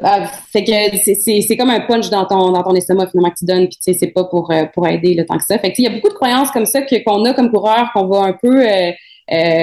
on va un peu en rire, là, faire des jokes, mais tu sais, finalement, c'est pas très jojo, là, tu sais, ce que tu fais à ton corps. Fait que, tu sais, dans le fond, essentiellement, quand tu pousses ton corps dans les limites comme ça, ben, tu l'amènes volontairement proche de l'état de choc, là, tu sais. Fait que c'est réellement dangereux. Puis, faut pas banaliser ça, je pense aussi, tu sais. Je pense à, ben, tu sais, on s'est vu à l'UTCC où il y a un coureur qui a été évacué par hélico. Ben, c'est des choses, c'est des risques qui sont réels. Puis, il faut pas prendre ça à la légère. Puis, tu sais, la raison pourquoi, il y a des fois des gens qui vont un petit peu trouver qu'il y a trop de matériel obligatoire pour certaines courses, ben, tu sais, c'est là pour une raison. C'est parce que, tu sais, tu veux pas te ramasser si tu te ramasses à devoir être évacué, ben, ça se peut que ça prenne du temps. Donc, il faut du matériel pour te garder ta chaleur, pour te garder hydraté ou, tu sais, pendant le temps où tu vas attendre, parce que c'est pas, il y en a des services d'urgence, mais ils vont prendre du temps à arriver selon où tu es dans la montagne. Puis après ça, il faut qu'ils te trouvent aussi. Oui, puis il faut faire confiance aux organisations qui s'y mettent du matériel obligatoire. C'est pas parce qu'ils disent ça va être drôle de les voir courir avec autant de poids. C'est juste parce qu'ils se disent exactement ce que tu viens d'expliquer. Meilleur exemple, c'est l'Ultra Trail des Chic-Chocs, le 23 km. Tu sais, l'évacuation d'hélicoptère, ça s'est pas fait sur le 170 km sur des sommets éloignés. Ça s'est fait sur le Mont Albert, la montagne la plus connue au Québec, sur un 23 km. Mais 23 km des Chic-Chocs, c'est pas ton classique 20 km trail qui va se rentrer en 2h30. C'est beaucoup plus long, c'est beaucoup plus éloigné. Puis s'il y a du matériel obligatoire sur une course courte, je mets des guillemets, c'est parce qu'il peut y avoir des situations où tu es pris sur le sommet du Mont Albert dans la cuve, puis ça peut prendre du temps à sortir. Tu sais, la couverture de survie, elle te ralentit pas. Peu importe son poids, là, je sais pas combien de grammes, elle te ralentit pas. Tu sais, Jean Fortier racontait sur le podcast récemment, il est allé à Tout Trail, puis il parlait justement du QMT médical, cette expertise-là avec le QMT de cette équipe-là, puis il racontait l'anecdote de la fois qu'il a pogné un coureur qui avait coupé une couverture de survie en deux pour économiser du poids. Ça fait pas de différence, mais ça peut te sauver la vie si tu te casses une cheville, puis finalement, le 6 km qui te reste jusqu'au village, ben, il t'en prend 4 heures parce qu'il faut que tu titubes jusqu'à l'arrivée. Fait que la couverture de survie, s'il se met à faire un peu plus froid, ben, elle va te sauver la vie. Fait que, encore là, on se parle de convaincus, mais je pense que c'est une sensibilisation qui est importante à faire pour les gens qui arrivent dans le sport ou qui arrivent de d'autres disciplines sportives ou d'autres types de courses, puis qui peuvent trouver ça. Je suis d'accord, c'est normal beaucoup pour une course si courte. Oui, mais il y a une raison pourquoi. Il y a peut-être une histoire derrière, une anecdote, puis une histoire qui est pas Jojo, qui a mené à cet élément-là sur la liste, puis c'est correct. T'sais, prends-le, tout le monde là. Tout le monde est égal. Là. Ben exact. Puis tu sais, faut aussi se demander, ben qu'est-ce que tu joues là, tu sais, c'est quoi que tu as en jeu là, tu sais, pour vouloir enlever du poids comme ça, tu sais, je veux dire, c'est pas ta médaille, ça va être la même là au bout du compte, là, que tu vas recevoir là, que tu sois, tu sais, n'importe quelle position, tu sais, les enjeux sont pas, tu gagnes pas ta vie avec ça, tu sais, tu sais, faut vraiment diminuer l'importance relative que ça a là, de faire la, tu sais, on est là pour avoir du plaisir, puis le but c'est ben de finir en un morceau puis en santé, puis tu sais, c'est pas nécessairement de finir la course. Si finalement tu peux pas finir ta course pour n'importe quelle raison, ben c'est correct aussi. T'as eu une belle balade. T'as vu des super beaux paysages, tu sais, les courses qu'on a au Québec sont magnifiques, là, fait que tu sais, t'as des gens qui t'attendent à la maison, qui veulent te revoir, fait que tu sais, c'est ça, il me semble que le calcul est assez facile à faire, là, je vais prendre le poids de plus là, dans mon sac, là, tu sais. Exact. Puis comme ce que tu dis par rapport aux abandons, c'est pas un échec, un abandon, mais c'est la bonne décision à prendre dans bien des situations. Puis les équipes médicales qui sont là, faut aussi leur faire confiance. Il y a des anecdotes, il y a des histoires d'équipes médicales qui se font crier dessus par un coureur parce que la personne n'est plus dans les barrières horaires ou une équipe médicale prend la décision de ne pas laisser partir quelqu'un d'un ravitaillement pour plein de raisons, mais souvent, quand tu te rends dans cette situation-là, t'es plus tout à fait lucide si tu veux continuer, puis une équipe médicale indépendante qui gagne à rien à ton abandon ou pas, ça leur change rien dans leur vie. S'ils décident que c'est mieux que tu repartes pas, ben, faut leur faire confiance, puis Même quand on prend notre décision nous-mêmes, c'est jamais un échec, tu sais, c'est un apprentissage, c'est un abandon, ça arrive, puis c'est un sport où ça arrive beaucoup, puis c'est normal, puis tout le monde va en avoir dans leur carrière de coureur, puis ça fait partie de la game, mais c'est souvent la bonne décision. En fait, c'est toujours la bonne décision à prendre. Même si le lendemain, t'as des regrets, puis tu te réveilles, puis t'es pas raqué de la cheville que tu pensais que t'avais mal, puis t'as abandonné parce que ta cheville te faisait mal. Dans le moment où tu as pris la décision, c'est la bonne décision, c'est la vie, on passe au prochain projet. Là. Oui, puis tu sais, il faut aussi se questionner sur finalement, tu sais, pourquoi je veux continuer malgré que mon corps me dit le contraire, puis je suis comme tous les signes, les symptômes que j'ai, les signes que j'ai, je me rapproche de l'état de choc. Là. Donc, c'est quoi? Faut se questionner, qu'est-ce qui fait que je veux malgré tout ça pousser mon corps encore puis continuer, tu sais, c'est une question d'ego peut-être rendu là ou tu sais je sais pas mais c'est vraiment questionnable tu sais puis ouais le but c'est de regarder qu'est-ce que j'ai fait c'est quoi comme tu sais de regarder en arrière qu'est-ce que j'ai fait tu sais puis c'était super beau puis j'ai eu une belle course puis voilà ça peut s'arrêter là mais demain je peux recourir ou tu sais la semaine prochaine c'est pas fini ça s'arrête pas là tu sais les montagnes vont encore être là demain la course, tu peux la refaire. Ou, fait que, voilà, faut relativiser puis ouais, faire confiance aux équipes médicales puis aux bénévoles aussi. Ouais, ils sont là pour ça. Fait que vous n'êtes pas seul dans votre course. Puis c'est juste de la course. C'est juste de la course. On prend ça au sérieux. On se prépare de manière sérieuse, mais il ne faut pas se prendre au sérieux. C'est juste de la course. Ben non, tu sais, tout le monde a d'autres obligations, tout le monde a d'autres rôles à jouer dans leur vie. Donc, je pense que, tu sais, tous les gens, il y a des gens qui comptent sur vous pour faire autre chose, tu sais. Fait que, voilà, ils veulent vous retrouver à la maison, là. Exact. Laurie, j'ai envie qu'on parle des Monts Groux, mais avant qu'on se lance vers la Côte-Nord pour parler de ce projet-là, on va prendre une petite pause d'un message d'un partenaire qui est de ton coin, le Gaspésia. Je sais pas si tu connais. Donc, message du Gaspésia, puis on se parle de l'autre côté. L'Ultra Trail Gaspésia 100 souffle 10 bougies cette année et Jean-François Tappe et son équipe vous préparent tout un party. Le Gaspésia 100, c'est 16 épreuves de 1 à 165 km, dont 4 courses par étape de 25, 50, 75 et 100 km. Après 10 ans, l'événement a acquis un statut mythique dans la communauté trail du Québec et des Maritimes avec ses parcours uniques que tu retrouveras nulle part ailleurs. Courir sur la plage, marcher à contre-courant dans la célèbre rivière aux Émeraudes, prendre un traversier pour aller compétitionner sur l'île Bonaventure, traverser le géoparc mondial UNESCO de Percé et tout ça en étant jamais plus loin que 5 km de la civilisation. L'événement est à taille humaine, la signature des événements Gaspésia se ressent dans chaque recoin du parcours puis je te jure que tu vas repartir de Percé avec les plus beaux souvenirs de ton été. Tu veux en savoir plus? Rendez-vous sur le gaspésia.org pour avoir plus d'infos. Ça se passe du 13 au 15 juin prochain.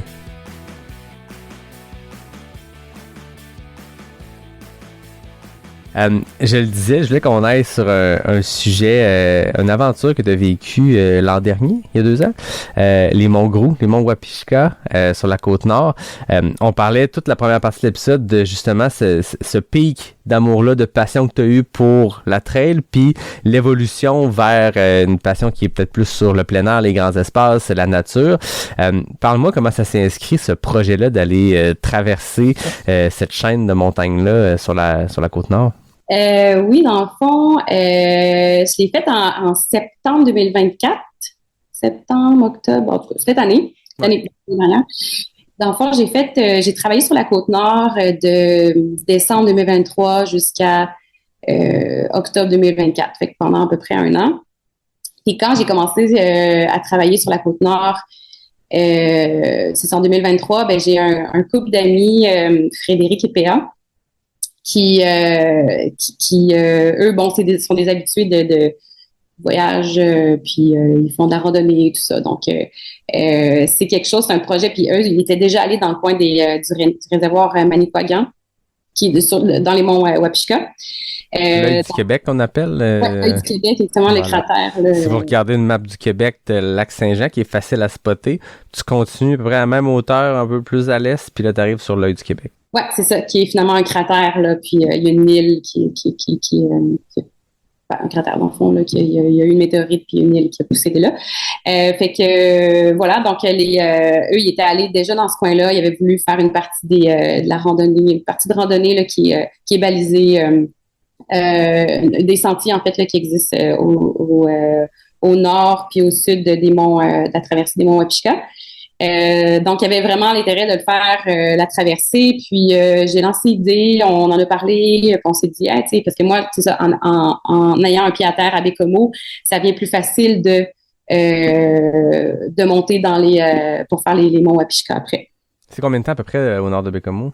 Je pense, autour de 300 quelques kilomètres au nord de Bécomo. C'est un genre de, il y a de la route de terre aussi, là, donc c'est à peu près un 4 heures et demie, là, tu sais. OK, quand même.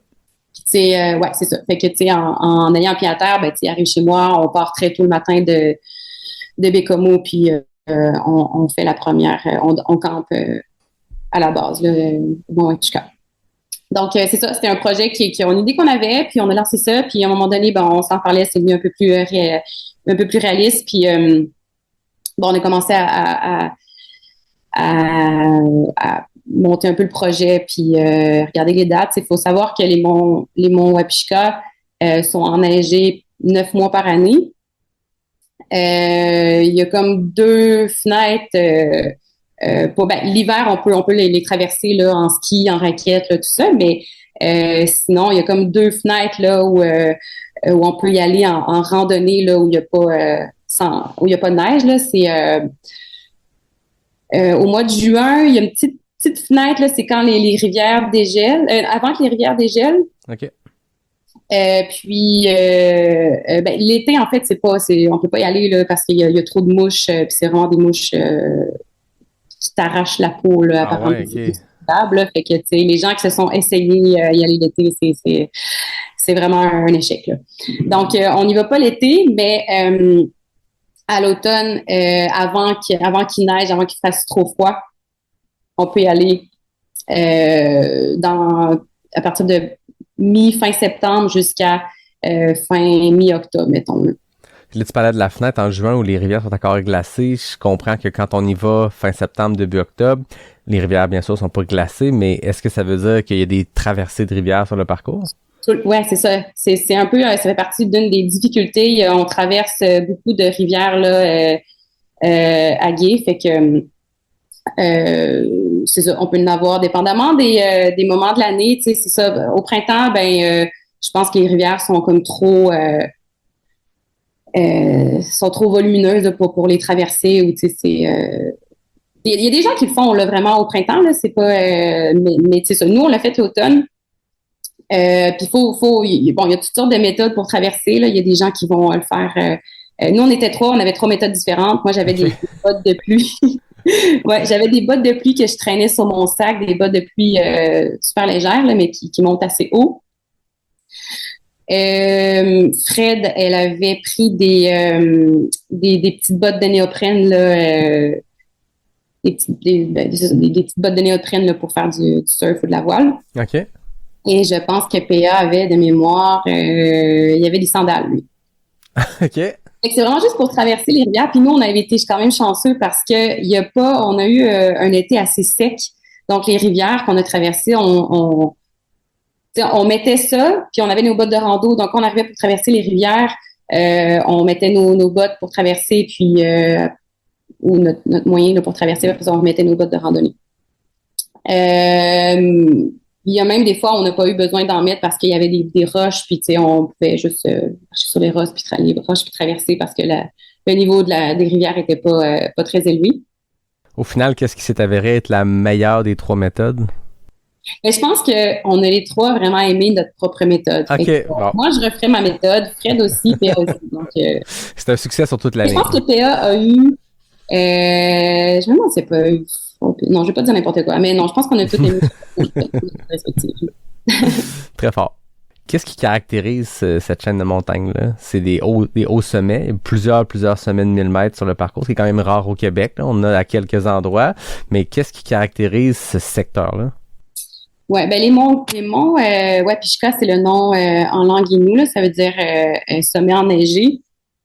C'est un territoire qui est réputé sauvage. Donc, l'idée derrière la traversée des monts Gros, c'est vraiment de garder le caractère le plus sauvage possible du territoire. Fait qu'il y a une espèce de il y a des valeurs qui sont associées là, bon évidemment les 7 principes sans trace qu'il faut respecter, mais au-delà de ça, tu sais, il y a un caractère un peu je dirais quasiment spirituel de la traversée des monts Gros, tu sais à la base en fait les gens qui ont parti un peu cette traversée-là, c'était deux messieurs là, dans les années 50-60, avant même que le tourisme d'aventure existe. Là. Il y avait Jacques Duhoux, qui d'ailleurs, il y a un documentaire sur lui qui est sorti, je pense, en 2023-2024. C'est un monsieur qui habite là depuis une trentaine d'années. Dans le fond, il y a quelques personnes qui habitent là dans les monts Wapishka, qui ont construit leur propre cabane en autonomie complète, là, qui habitent là depuis trentaine d'années, comme ce monsieur-là qui, encore 25 ans aujourd'hui, fend du bois. Il a un petit peu de misère avec sa santé, là. Il a Parkinson. Mais il est encore là, il est encore en autonomie, puis il veut vivre là jusqu'à ce que il puisse vraiment plus. Mais tu sais, c'est des gens qui sont, ça, c'est des vrais amoureux de la nature qui acceptent que, oui, je vis éloigné, j'ai pas de service d'urgence si même quelque chose, la mort fait partie de la vie, tu sais. Si c'est ça qui doit arriver, ça va être ça, tu sais. Mais au moins, je vais être dans mon élément, ça va être l'ordre naturel des choses, tu sais. Donc, puis oui. il y a de quoi de beau là-dedans, dans le sens où aucun jugement là-dedans, chacun fait ses choix, mais il y a quelque chose de on parle souvent de mourir dans la dignité, puis on parle beaucoup d'aide médicale à mourir, mais on parle aussi de nos CHSLD au Québec, puis tu te dis, tu sais, est-ce que je veux que la médecine me supporte dans une fin de vie, puis me donner tout ce que la médecine moderne peut offrir, c'est-à-dire me faire durer le plus longtemps possible, mais que les dernières années, les derniers mois sont dans des conditions qui sont pas optimales. Puis je pense qu'ils sont pas quelque chose qu'on aspire dans notre vie, qu'on se dit un jour je vais être comme ça, puis j'ai hâte, versus cette façon-là qui est aux antipodes complètement, qui est propre à ces personnes-là, puis c'est pas pour tout le monde, mais de se dire je partirai quand je partirai, puis ça arrivera comme ça arrivera, puis c'est tout. Ouais, il y a de quoi de beau, je trouve, d'inspirant, puis je dis pas qu'un est mieux que l'autre, mais ça clash beaucoup avec notre société moderne aujourd'hui où on s'assure de maintenir les gens le plus longtemps possible en vie pour qu'ils puissent faire quoi? Je sais pas, pose la question. Mais je trouve ça beau d'entendre parler de ces gens-là qui sont allés s'installer à 4h30 au nord de Bécomo, puis qui vivent au rythme de ces montagnes-là, puis c'est tout. Là.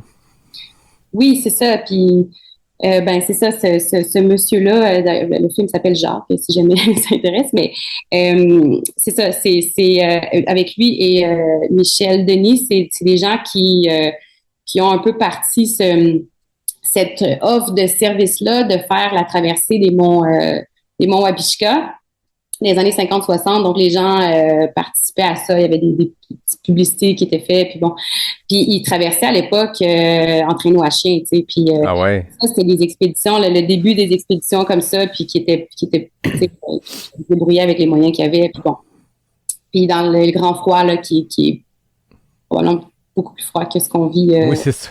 Ouais. Donc voilà, fait que le caractère sauvage. Après, bon, c'est quelque chose qui est connu, la traversée des monts Wapishka, malheureusement, là, parce que on veut garder le caractère sauvage, mais c'est comme partout, dès qu'il y a de l'humain, ça enlève un peu tout ce caractère-là. Puis, là, en parlant, on en fait un peu la promotion, mais c'est ça, c'est important qu'on parle des principes un peu de préservation de l'éthique de la nature. Là. Exact. J'ose espérer, puis peut-être que c'est très naïf de ma part, mais quand tu te lances sur une traversée comme ça qui est éloignée, je veux dire, il y a une préparation là-dedans. C'est pas juste on part-tu en fin de semaine, on va aller faire ça, tu décides le jeudi, puis le samedi t'es fait. Il y a une préparation qui mène à ça. C'est loin, c'est reculé, il faut qu'il y ait une volonté d'aller découvrir ces grands espaces-là sauvages. J'ose espérer que les gens qui font ce genre de traversée-là appliquent les principes du Centras, respectent la nature. Tu t'en vas voir ce qu'il y a de plus beau dans cette région-là. L'idée, ce serait de repartir et que ce soit aussi beau, là. Ouais, c'est sûr que c'est très difficile à faire, même si, oui, les principes Centras, mais il y a pas on va forcément laisser une trace, peu importe, parce que ben il faut vivre, il faut survivre dans ce milieu-là. Donc, par exemple, si on doit faire un feu, ben il faut faire en sorte qu'il n'y ait plus de traces de ça. On va essayer de l'enterrer, de le mettre, de pas le faire dans des milieux qui sont pas, qui se renouvellent pas. Ouais. Fait que, puis aussi, ben quand on marche, en groupe, les gens qui vont le faire en groupe, ben ils priorisent de pas le faire à la file indienne, pas marcher un derrière l'autre pour éviter de taper le sol plusieurs fois, une ensuite de l'autre, fait que plus en rangée. Puis l'idée, en fait, des Mongrous, c'est ça, c'est qu'il y a pas de sentier. Il y a un sentier au départ au sud. Ben, il y a une traversée. La plupart des gens font la traversée nord-sud. La traversée est-ouest, c'est super long. Là, ça se fait en une quinzaine de jours. Et, OK. Mais mettons, la plus accessible, c'est la traversée nord-sud au sud-nord. Là. Donc, il y a à peu près 7-8 kilomètres de sentiers aménagés au début et à la fin, donc au nord et au sud. Puis après ça, ben, c'est en autonomie complète, puis on s'oriente à la carte et à la boussole. Fait que c'est des cartes topographiques. Puis chaque personne va décider un peu de c'est quoi son parcours. Fait qu'on regarde, c'est ça, c'est un peu la difficulté, puis c'est ça qui est super nice aussi de la traversée des monts Wapishka, c'est qu'on regarde la carte puis on dit OK, là, il y a l'air d'avoir des arbres, de la densité. On ne sait pas si ça se traverse ou pas, mais on sait qu'il faut qu'on traverse ça. Est-ce qu'on le contourne ou est-ce qu'on le traverse? Fait que ça devient un peu de l'orientation, en fait. Mm-hmm. Ben, ce que je vois sur ma carte, qu'est-ce que ça va avoir l'air en réalité? Puis, si par exemple, il y a une fois qu'on voyait qu'il y avait un cliff, qu'il fallait descendre. Là, on voyait qu'il y avait un contournement, mais ça nous rajoutait, beaucoup de temps. Puis là, il faut que tu calcules aussi dans ta journée, OK, bon, tu vas dormir où? La météo aussi va jouer. Fait que c'est toujours de jouer avec de vérifier tes paramètres, puis de s'assurer que, t'es toujours correct, là, tu sais. Ben oui. Fait que finalement, on s'est dit non, on va essayer de le contourner, mais par le bois, il semble avoir un peu de végétation, mais ça semble assez, pas trop, ça semble correct, Puis le dénivelé n'a pas l'air si épais que ça. Finalement, on s'est ramassé à descendre le cliff, mais à travers ce qu'on pensait être des arbustes, à la hauteur des genoux. Finalement, moi puis Frédéric, on n'est pas très grande, fait qu'on avait au-dessus de la tête, puis on avait un chien avec nous, Fourchette, qui est un chien habitué aux randonnées, tout ça, donc ça allait bien, mais faut tenir le chien en laisse, là, évidemment, là, dans les monts Wapishka. Donc, on avait le chien qui était à travers les arbres, puis puis on était graffignés de bord en bord, là, parce que, évidemment, c'est très difficile comme traversée parce que c'est pas, t'as toujours les pieds dans la mousse, c'est c'est de la taïga, dans le fond, la végétation. Fait qu'il y a de la mousse, puis elle est constamment humide. Fait que, c'est impossible de garder tes pieds au sec, là, Donc, faut avoir des bonnes bottes. Il y a des gens qui mettent des sacs de plastique autour de leurs bottes. Il y a toutes sortes de techniques, là, tu sais.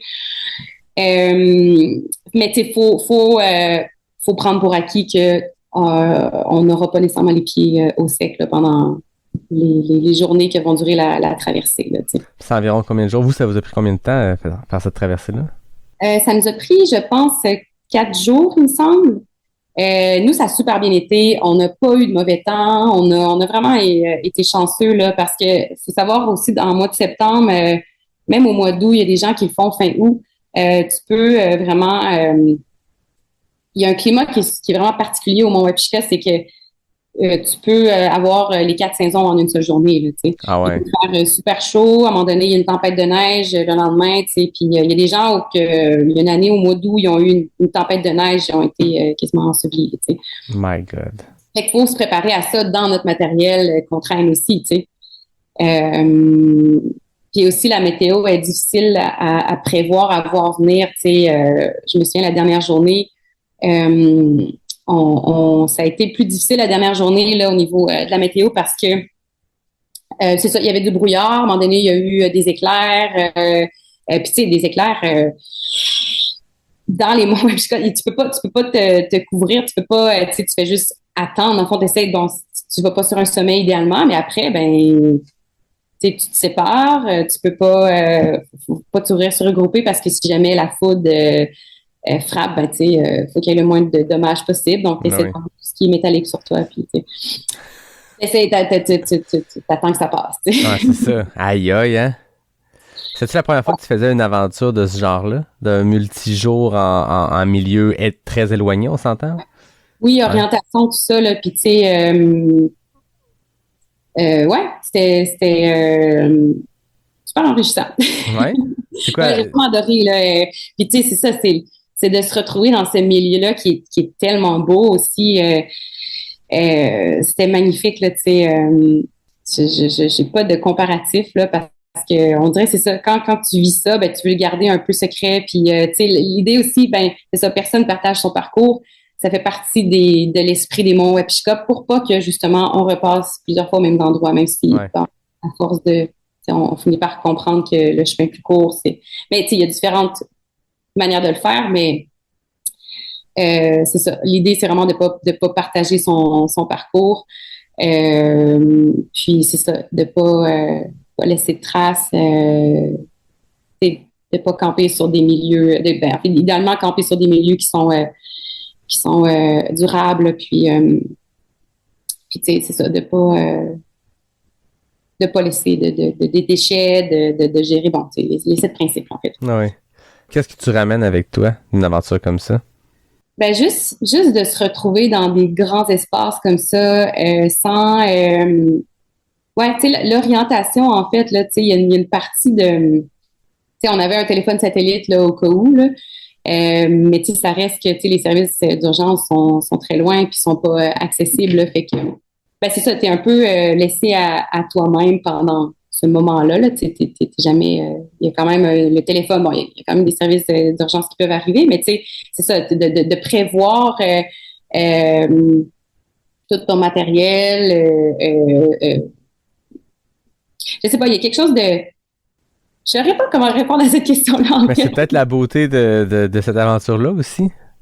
Peut-être qu'elle n'est pas complètement processée, ou peut-être que, tu le disais tantôt, on veut en garder une partie pour soi aussi, puis c'est correct. Ouais, je pense que c'est ça aussi. Puis tu sais, c'est drôle parce que je parlais justement avec Frédéric pas plus tard qu'aujourd'hui, puis elle me disait, elle dit, j'ai vraiment le goût de refaire les Mongols, tu sais, puis PA disait à Fred, quand on est revenu cet automne des Mongols, tu sais, lui, il voulait déjà repartir, puis tu sais, PA, ça a été une petite anecdote comme ça, il a eu mal au genou après la première journée, tu sais. Puis il avait même commencé à compenser avec son autre jambe. Fait que là, il y avait comme la cheville de l'autre jambe qui était qui était un peu amochée, là. Donc à partir de la deuxième journée, fait que moi qui bon, avec mes connaissances de médic, mais avec pas trop d'expérience en taping, là, tu sais, habituellement dans les équipes de médic, les tapings, les physios sont plus habilités que moi à les faire, fait que je les laisse les faire, mais fait que j'ai fait un taping de cheville avec les connaissances que j'ai, puis je me suis dit, je vais la solidifier comme je peux, puis mais finalement, il a gardé le taping pendant les 3 jours, tu sais. Le même taping? Le même taping. C'était fait solide? Ben oui, c'est ça, étonnamment. Fait que il l'a gardé, puis il était super content, puis il a dit, hey, ça a vraiment fait la différence. Et puis moi, qui est comme bien surprise parce que c'est mon taping, Fait que maintenant, les ravitaux, laisse faire les physios, aller voir Laurie pour les tapings. Ben non, je suis pas sûre. C'est un coup d'idée, là. J'ai de chance, mais ouais, c'est ça. Ça se peut que... Mais ouais, c'est ça. Fait que PA, c'est ça, il voulait y retourner dès qu'on est revenu. Puis là, c'est Fred qui m'en a parlé un peu plus tard qu'aujourd'hui. Puis tu sais, moi, j'aimerais la faire, mais en hiver, tu sais, avec le ski, en split, là, surtout. Fait que voilà, peut-être un projet, mais c'est ça. Il y a quelque chose d'un peu mystique là, avec les monts Wapishka. Puis moi, je pense qu'il faut le vivre, mais avec l'esprit de, on veut pas trop non plus déranger ces territoires-là qui. Ouais. Mais je trouve ça bien qu'il semble y avoir quand même des règles en place, ou en tout cas un esprit à respecter, puis c'est bon pour cet endroit-là, ça devrait être bon pour n'importe où qu'on s'en va jouer dans le bois, mais je trouve ça bien qu'il y ait ce côté, le côté on partage pas la trace, et C'est le fun que les gens le respectent aussi, ça. Ces règles sont mises en place là par les gens qui ont développé le territoire, qui ont développé cet accès-là, qui disent on ouvre une porte pour y aller, mais respecte nos règles, tu sais. En tout cas, la réalité, c'est que les gens respectent pas toujours non plus cette règle-là, parce qu'il y en a des déchets dans les monts puis l'idée, c'est si on trouve des déchets, de les ramener avec nous là, Ben le plus possible, mais non, c'est ça, malheureusement, la réalité, c'est que c'est pas toujours respecté, là, ouais. Fait que c'est pour ça que, le caractère sauvage est pas si, il est présent, mais il faut faire attention à ça. Ouais. On dirait que ton histoire, tranquillement, nous amène vers le nord. On est parti de Québec. Bon, la Gaspésie, c'est pas plus au nord. Après ça, on est allé à la Côte-Nord, Bécomo. Là, on est monté des monts Wapishka. Pour conclure, j'aimerais qu'on jase de ce que tu vis depuis quelques temps à aller travailler dans le Grand Nord. Parle-moi de comment ces opportunités-là professionnelles sont présentées, puis comment ça se passe d'aller vivre à un endroit que pas grand monde n'a eu la chance de vivre. Oui, dans le fond, c'est que depuis, moi, quand j'ai dit tantôt là, que j'avais fait un épuisement professionnel, je travaillais pour le site de la Gaspésie comme travailleuse sociale. Puis après ça, j'ai eu besoin là, de m'éloigner un peu de la Gaspésie au niveau professionnel pour retrouver j'avais une espèce de mixed feelings là, par rapport à ma vie professionnelle, ma vie personnelle en Gaspésie.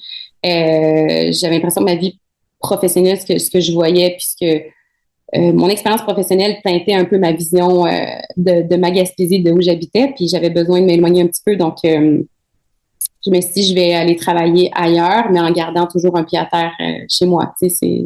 J'habite en Gaspésie, mais je travaille ailleurs, j'y retourne régulièrement, là, fait que je prends des contrats ailleurs dans d'autres régions. Puis c'est ça qui m'a amené au Nunavik là, dans le mois au mois de fin décembre à début février. Donc à peu près un mois et demi-ish. Fait que c'est ça, en fait c'est un remplacement que j'ai fait là, comment ça fonctionne dans les villages. En fait les soins de santé sont desservis par le centre de santé Tulatavik de Lungava. Donc, il y a Kuujjuaq sur la côte de Lungava, en fait, c'est ça. Il y a Kuujjuaq, un peu la porte tournante, là, le village, le plus gros village. Là. Mm-hmm. C'est là que la base des soins est, l'hôpital est aussi à Kuujjuaq. Puis après, tu as tous les villages nordiques là, sur la côte de Lungava, il y en a 7, mais au total, au Nunavik, là, il y en a 14. OK. Fait que c'est ça, les intervenants, en fait, la plupart des gens qui travaillent en santé, services sociaux là, au Nord, bon, ils vont faire des stretches de différentes de différentes longueurs, là, de différents donc c'est 2 semaines, bon, 2 mois, mais la plupart, c'est 2 mois de travail pour 1 mois de vacances. Okay. Ils vont retourner au sud. Retourner au sud, c'est tout ce qui est pas au nord. Meilleure définition. Mais c'est comme le jargon, on dit, allez au sud. Là, ouais. Ils vont retourner au sud, donc ils seront remplacés pendant ce mois-là par d'autres intervenants qui font partie du centre de santé de Lungava ou des agences. OK. Donc, moi, c'est ça, j'ai remplacé une personne au village Wartak, qu'on appelle. Donc, ça s'écrit Quacktak, mais ça se prononce Wartak. OK. C'est un village c'est un tout petit village qui est situé, en fait, entre la baie d'Ungava et la baie de Diana. Donc, c'est complètement au nord, là. C'est un village qui est au bord de l'eau. 450 habitants environ. Donc, c'est ça. Moi, j'ai remplacé là, en fait, il y a 450 habitants. Donc, il y a un centre de santé, une clinique, en fait. Il n'y a pas d'hôpital. Donc, c'est vraiment des infirmières en rôle élargi. Il y en a, je dirais, à peu près 4-5. Là, il y a un roulement. Mais c'est ça, il y a des infirmières, il y a deux intervenantes sociales, donc celle qui travaille pour la YP, là, la DPJ, la protection de la jeunesse, et celle qui fait, qui est sous la L4S, là, donc la clientèle volontaire. Okay. Moi, c'est elle que je remplaçais. Donc, c'est ça, mon travail, c'était d'être un peu la travailleuse sociale du village, là. Donc, peu importe les besoins que les gens avaient, c'était un peu ça. Puis, je faisais aussi de la garde, là, on appelle on-call, là, la garde psychosociale. Là. Donc, s'il y a des cas d'urgence pour tout ce qui est du domaine psychosocial, ben c'est une semaine sur deux. Là, il y a des fois aussi, j'ai fait d'autres fins de semaine, mais j'étais de garde aussi pour ça. Là. Donc, okay. Voilà, essentiellement, c'est ça. Je vais pas poser de questions sur ce que tu peux vivre là-bas dans le domaine professionnel parce que bien sûr, c'est confidentiel, mais tu as l'air d'avoir vécu quelque chose d'assez spécial en termes de vie extérieure, de pouvoir aller prendre des marches à travers des rafales, des situations de pick-up poignées dans la neige, mais aussi d'aller prendre des marches avec des chiens qui t'accompagnent, qui deviennent un peu tes bodyguards personnels, parce que c'est un secteur où il y a présence d'ours polaires, donc danger imminent à chaque fois que tu mets le pied dehors. Raconte-moi un peu ça, tu sais, t'es quelqu'un qui, clairement, on l'a entendu dans la dernière heure, qui aime être à l'extérieur, qui a besoin de ça. Là-bas, c'est une réalité qui est complètement différente. Hein? Mm-hmm. Oui, ben c'est ça. La vie là-bas est un peu spéciale. Puis tu sais, en fait, c'est ça. Il y a des ours polaires. C'est comme si la menace est présente là tous les jours là, de peu importe ce que c'est. C'est comme si tu étais un petit peu tout le temps en fait, à tous les jours, il y a une possibilité, un risque assez présent de mourir juste bêtement, là, parce que, soit tu te perds dans le blizzard. Tu sais, comme je dis, c'est un village qui est isolé. On se rend en avion seulement, tu sais. Puis, c'est ça, tu sais, il y a eu beaucoup de blizzards pendant que j'étais là. Je suis arrivée dans un blizzard, je suis repartie dans un blizzard. Il y a eu des blizzards à travers ça. Il y a pas eu beaucoup de soleil. Puis, la raison pour ça, puis c'est que la banquise, en fait, c'était pas encore formée. Les gens disaient que la banquise, quand il n'y a pas de banquise, en fait, ça amène un peu de fog, là, puis ça fait que le soleil est toujours un peu voilé, grisâtre. Puis aussitôt que la banquise se forme, ça enlève cette espèce d'évaporation-là là, de la mer. Puis ça fait qu'il y a moins de nuages.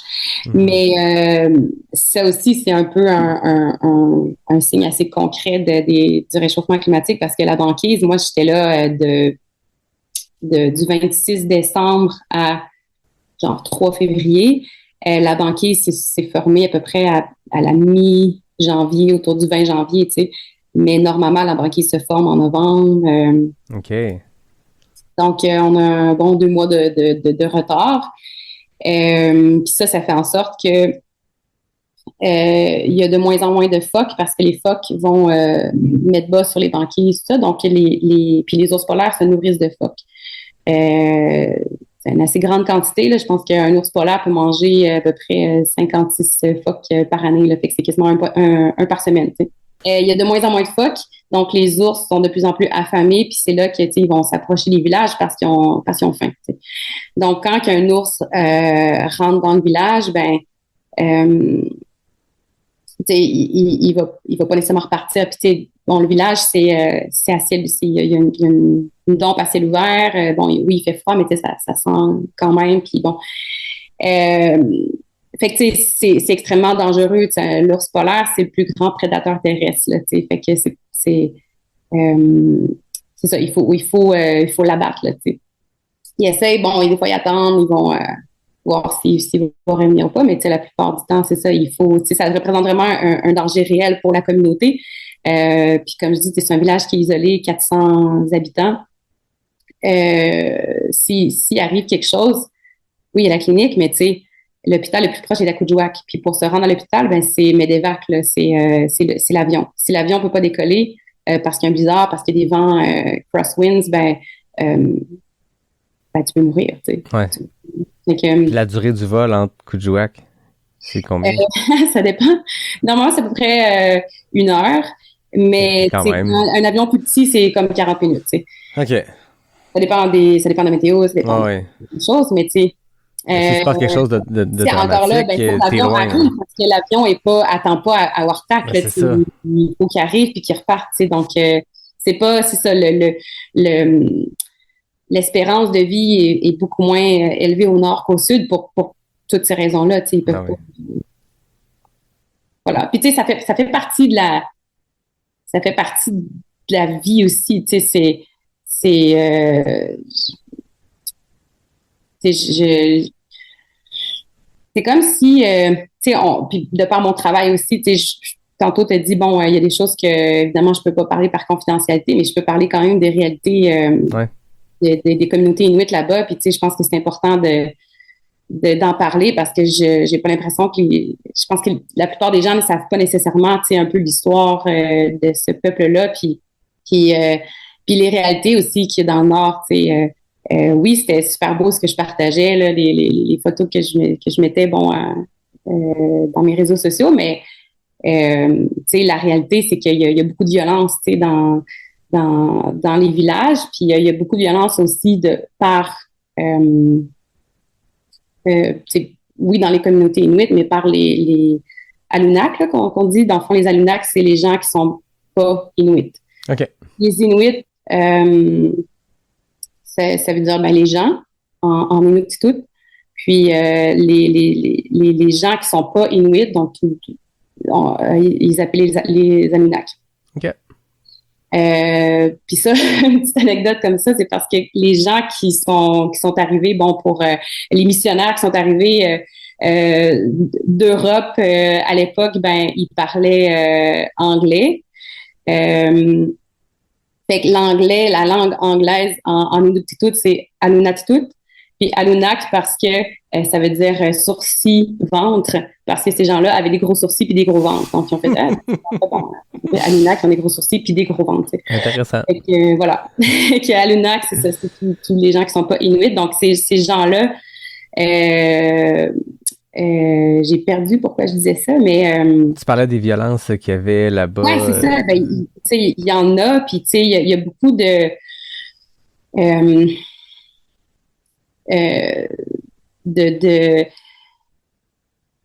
c'est parce que l'histoire est assez récente là, des Inuits qu'on la connaît là est récente à date des années 50 parce que c'est un peuple qui était à la base des nomades, tu sais, qui avait un immense territoire qu'il parcourait, qui chassait, qui avait des ressources, puis qui parcourait avec les chiens, tu sais, se déplaçait avec les chiens. Puis ce qui s'est passé dans les années 50, c'est qu'on a voulu les sédentariser, puis ce que la GRC a fait, c'est pour les sédentariser, c'est qu'ils ont tué les chiens. Tous les chiens ont été tués, puis ça fait qu'ils ne pouvaient plus se déplacer. Donc, c'est pour ça qu'il y a des petits villages un peu partout isolés, parce que il a fallu qu'ils restent là. Puis ça date juste des années 50, là, on parle de 70 ans. Ouais. Fait que c'est gentil, c'est sûr qu'il y a beaucoup de colère et de frustration, avec raison, tu sais, par rapport à ça. Puis ça, on le sent dans les différents villages, puis c'est correct aussi, tu sais, de l'exprimer, puis tu sais, après, ben c'est ça, on les a rendus un peu dépendants des services, alors que ces gens-là vivaient en complète autonomie depuis... Il n'y avait pas besoin de nous. Tu sais. Fait que là, ben c'est ça, les services sont donnés la plupart du temps par des Anunnaki. Fait que c'est accepté par certaines personnes, pas par d'autres. C'est correct. Puis c'est ça. Fait que c'est de jongler un peu à travers ça. Puis tu sais, moi, mon approche, c'était tu sais, j'arrive dans une communauté. Je m'intéresse à la communauté, mais tu sais, sans plus, j'ai pas la prétention de, en un mois, vouloir créer des liens significatifs ou tu sais, d'arriver puis de dire je vais vous aider, tu sais. Ouais. Vraiment pas. Fait que c'était vraiment de la manière qu'ils voulaient que je le fasse. Puis c'est ça. Mais tu sais, c'est chargé en il y a un militantisme qui est fort chez certaines personnes, puis tu sais, les gens le vivent différemment d'une personne à l'autre. Je me souviens, c'est tout récent, là, mais la coop, l'épicerie, en fond, il y a une épicerie là, qui s'appelle la coop. Il y avait une caisse à la coop où il y avait un message là, d'inscrit sur la caisse Police officers, YP, la Youth Protection, and social workers are the new residential schools. Fait que c'était vraiment écrit en gros sur la caisse. Puis il y a des collègues qui vivaient moins bien, qui étaient un peu fâchés de ça parce que bon, on disait voyons, ils devraient pas laisser faire ça, ils devraient pas laisser ça là. Puis bon, mais c'est une opinion, c'est correct aussi. Moi je me dis ben c'est correct, on est chez eux, tu sais, ils ont le droit, tu sais. Ils ont le droit d'écrire ça, puis bon. Mais, tu sais, il y a des gens de la communauté aussi qui s'insurgeaient de ça parce qu'ils disent, ben, tu sais, en même temps, le service est offert à tout le monde, tu sais, vous faites partie de la communauté. Fait que les opinions divergent. Puis, tu sais, je pense que faut respecter le rythme propre à chaque individu, à chaque communauté le rythme d'acceptation, de réconciliation, de deuil qui est propre à chaque personne, tu sais. Fait que c'est des gens qui ont encore de la colère par rapport à ça, puis versus d'autres qui en ont plus, qui sont dans le pardon, ou ben ça est correct, là, je pense. Puis il faut respecter ça, puis pas vouloir imposer un quelconque rythme. T'sais. Ouais, c'est ça. Faut arriver là avec respect et humilité, j'entends. Ouais. Ouais. Est-ce que tu le referais? Oui, j'ai hâte d'y retourner. Ouais, c'est déjà prévu? Complètement. Ben, pas prévu, mais j'ai l'intention d'essayer de faire en sorte que j'y retourne. Là, t'es où présentement? Pour le bénéfice de nos auditeurs, t'es où présentement? Oui, je suis à Matagami, qui est à la Baie James, à Yuishi Baie James. T'es là quand même pour un bout, tu me disais t'es jusqu'au mois d'avril? Oui, c'est ça, en fait, là, c'est ça, je suis ici pour quelques mois, minimalement, dans le fond, là, normalement, je peux retourner chez moi, là, avant ça, mais étant donné que c'est quand même assez loin, puis bon, l'hiver, la route, je l'ai faite encore une fois dans une tempête, mais là, j'étais en voiture à ce moment-là. Je me sens venue vendredi passé où il y avait une tempête, ainsi que dimanche. Oui, c'est ça.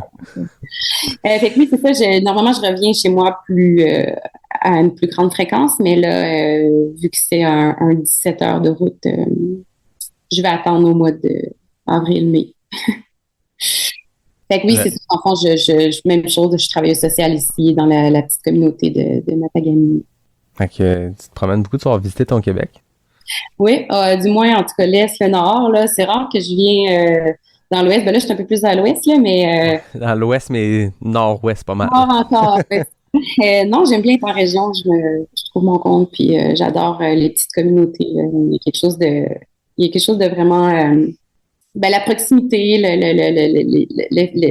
l'idée de, tu sais, je touche à tout, j'adore ajouter des cordes à mon arc, là, j'adore apprendre puis découvrir. En fait, c'est ça, découvrir des nouvelles communautés, je trouve ça toujours assez fascinant de voir comment les gens sont leur culture, comment ils sont d'une place à l'autre là, au Québec. Là, fait que, ouais, c'est enrichissant. Ouais. Merci beaucoup d'être venu partager tout ça. On a parlé de trail, on a parlé de plein air, on s'est éloigné, puis je trouve ça vraiment le fun quand ce genre de discussion-là arrive parce que on ouvre nos horizons, puis on découvre des nouveaux sujets. Je trouve ça le fun aussi que, je te le disais tantôt, je pense dans la pause, que je suis habitué d'avoir des invités qui sont dans leur prime de passion, puis là, on sent que cette passion-là de la course s'est transformée vers une passion du plein air, vers une connexion à la nature qui est différente. Puis je trouve ça le fun d'avoir quelqu'un qui peut poser un regard sur le moment où c'était ton mode de vie, la course, puis maintenant, c'est autre chose. Ça en fait encore partie d'une façon différente. Il y a une belle évolution là-dedans. Fait que merci beaucoup d'être venu partager tout ça avec humilité et beaucoup de détails. C'est vraiment le fun. Ça m'a vraiment fait plaisir. Si je peux juste rajouter un petit truc par rapport à ce que j'ai dit, tu sais, j'ai repensé par après là, aux communautés autochtones. Tu sais, je veux pas me faire la représentante là, de la défense des réalités autochtones ou tu sais quoi que ce soit là. Tu sais, c'est vraiment, je parle au nom de mon expérience personnelle et non, tu sais, je suis pas l'experte de c'est pas ma place, puis je suis pas une experte non plus des réalités autochtones, donc c'est Non, vraiment... mais je pense que la façon que tu l'as décrit, c'était pas du tout d'un point de vue j'en suis l'expert, c'était plus j'en ai été témoin. Dans le sens où c'est une vision plus documentariste. Là, moi, j'aime beaucoup l'approche documentaire pour raconter des histoires, des documentaires qu'on voit souvent sous forme de films ou de livres, mais de dire, je vais faire état de ce que j'ai vécu. Je vais pas... tu sais, t'as pas émis une opinion. T'as vécu là pendant un mois, puis t'as vécu des choses. Voici ta perception, puis c'est ce qui rend le truc intéressant. Là. Ouais, tout à fait. Parfait. On va changer le mood, Laurie, pour clore, parce que c'est les questions éclair NAC. On va revenir à la compétition, à des questions rapides. Je rappelle que j'ai fait table rase sur les 4 premières années de Pas sorti du bois, puis on a recommencé à compter les records, parce que là, c'était plus battable, puis ça avait 4 ans d'historique. Il fallait recommencer à zéro. Maintenant, il y a 2 catégories de ces FKT-là. Les FKT en présentiel puis en virtuel. Dans ton cas, tu as un seul temps qui existe, puis c'est celui de Bruno Blanchette qui a fait 22 secondes. Donc, tu te mesures au grand Bruno. Fait que laisse-moi sortir mon chrono, puis tu me dis quand t'es prête. OK, parfait, je suis prête. Route ou trail? Trail. Hiver ou été? Hiver. Boîte ou racine? Boîte. Des plus ou des moins? Des plus. Question NAC, gel ou purée? Purée. Épinette ou sapin? Épinette. Minimaliste ou maximaliste? Minimaliste. Café ou thé? Café. Chic-choc ou Montgros? Chic-choc. Gaspésie ou Côte-Nord? Gaspésie. Oh, 19 secondes. C'est le nouveau record, mesdames et messieurs. Chic-choc ou Montgros, t'es allé pour les Chic-chocs. On n'a pas parlé beaucoup des Chic-chocs. On a parlé de la baie des Chaleurs à proximité, mais c'est un beau terrain de jeu qui est pas loin, qui est magnifique. Magnifique, ouais. J'adore. Ouais, c'est mon top. Ça reste dans mon cœur. Ouais.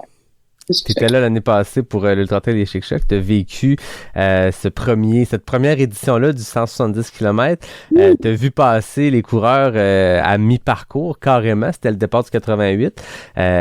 Comment t'as été témoin de ça? Comment t'as vécu cette première édition-là? Puis de voir des coureurs qui arrivent après une nuit blanche, 80 km, puis il leur en reste juste 88? Oui, c'est ça. C'est génial. Ben, en fait, c'est des coureurs qui sont à peu près autosuffisants. Là, souvent, dans le 170, là, on leur apprendra rien, là, mais mais vraiment, c'était... parce que ça, il n'y avait pas tellement besoin j'étais là comme médic, là, fait qu'il n'y avait pas tant besoin de médic. Mais c'est super impressionnant de les voir. En fait, là où on était posté, c'était au pied du mont Nicole-Albert, là. Donc, il y avait l'espèce de descente infernale là, dans la nuit, parce qu'il arrivait souvent dans la nuit, là, descente dans les fougères, là, parce qu'il terminait la section, la réserve de Matane, là. En tout cas, il passait une section de la réserve de Matane qui descendait, là, vraiment. Puis quand tu descends, la réserve de Matane, c'est rempli de fougères, puis de roches, de racines, tout ça. Donc, tu vois pas les roches et racines, tu vois juste fougères et dans le noir. Fait que les gens nous disaient que ça leur prenait, je sais plus c'est combien de kilomètres, mais c'était des temps là épouvantablement longs pour témoins, de la descente là. Mais tout le monde a adoré le parcours, tout le monde tripait vraiment. Puis les gens qui devaient abandonner là, pour X raison là, au ravito où on était posté, ben la plupart voulaient prendre leur revanche. Là. Ouais.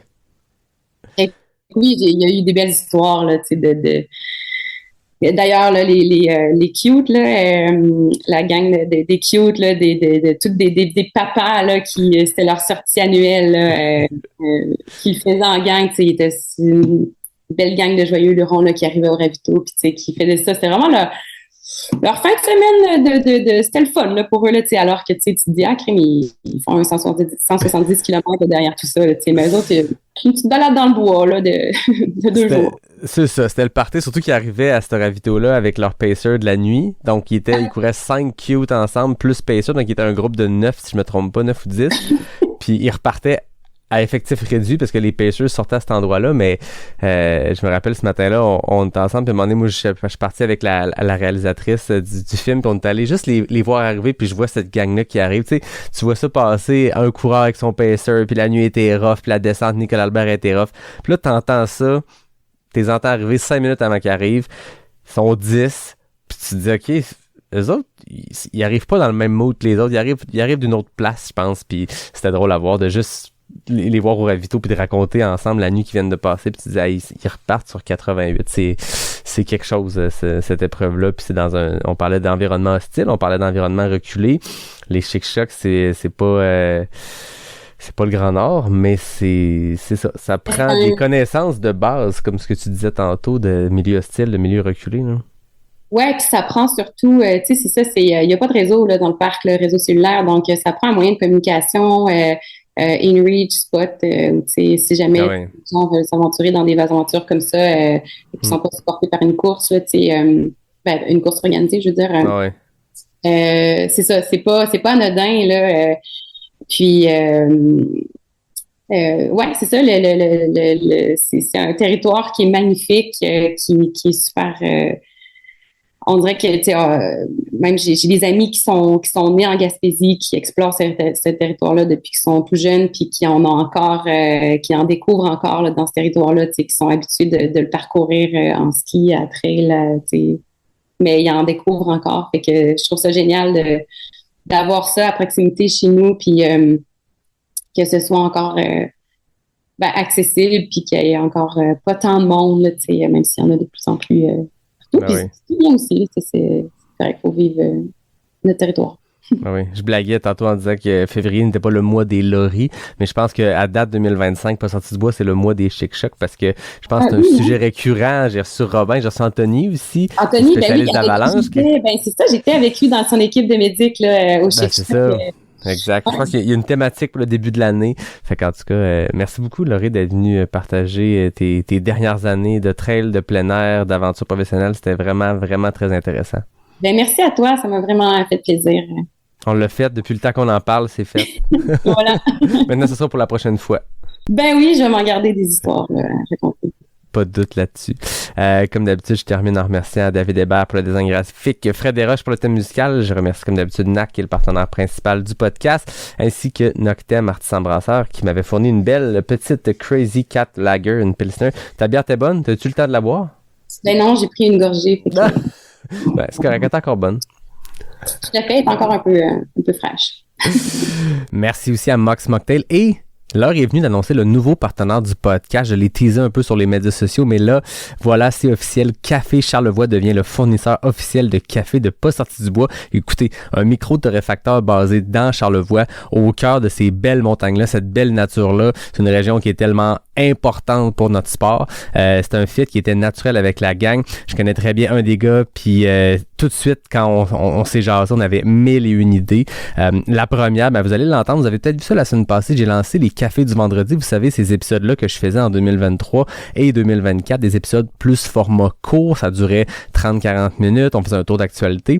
Ben, j'ai refait évoluer encore le café du vendredi, puis c'est maintenant un format express. Ça devrait s'appeler un espresso du vendredi, mais le café du vendredi, c'est rendu un tour d'actualité de notre sport, du trail au Québec, du trail à l'international, qui dure entre 60 et 90 secondes. Je pose ça le vendredi matin et Café Charlevoix va être le partenaire officiel de cette série-là. Ce sera donc les cafés du vendredi, Café Charlevoix.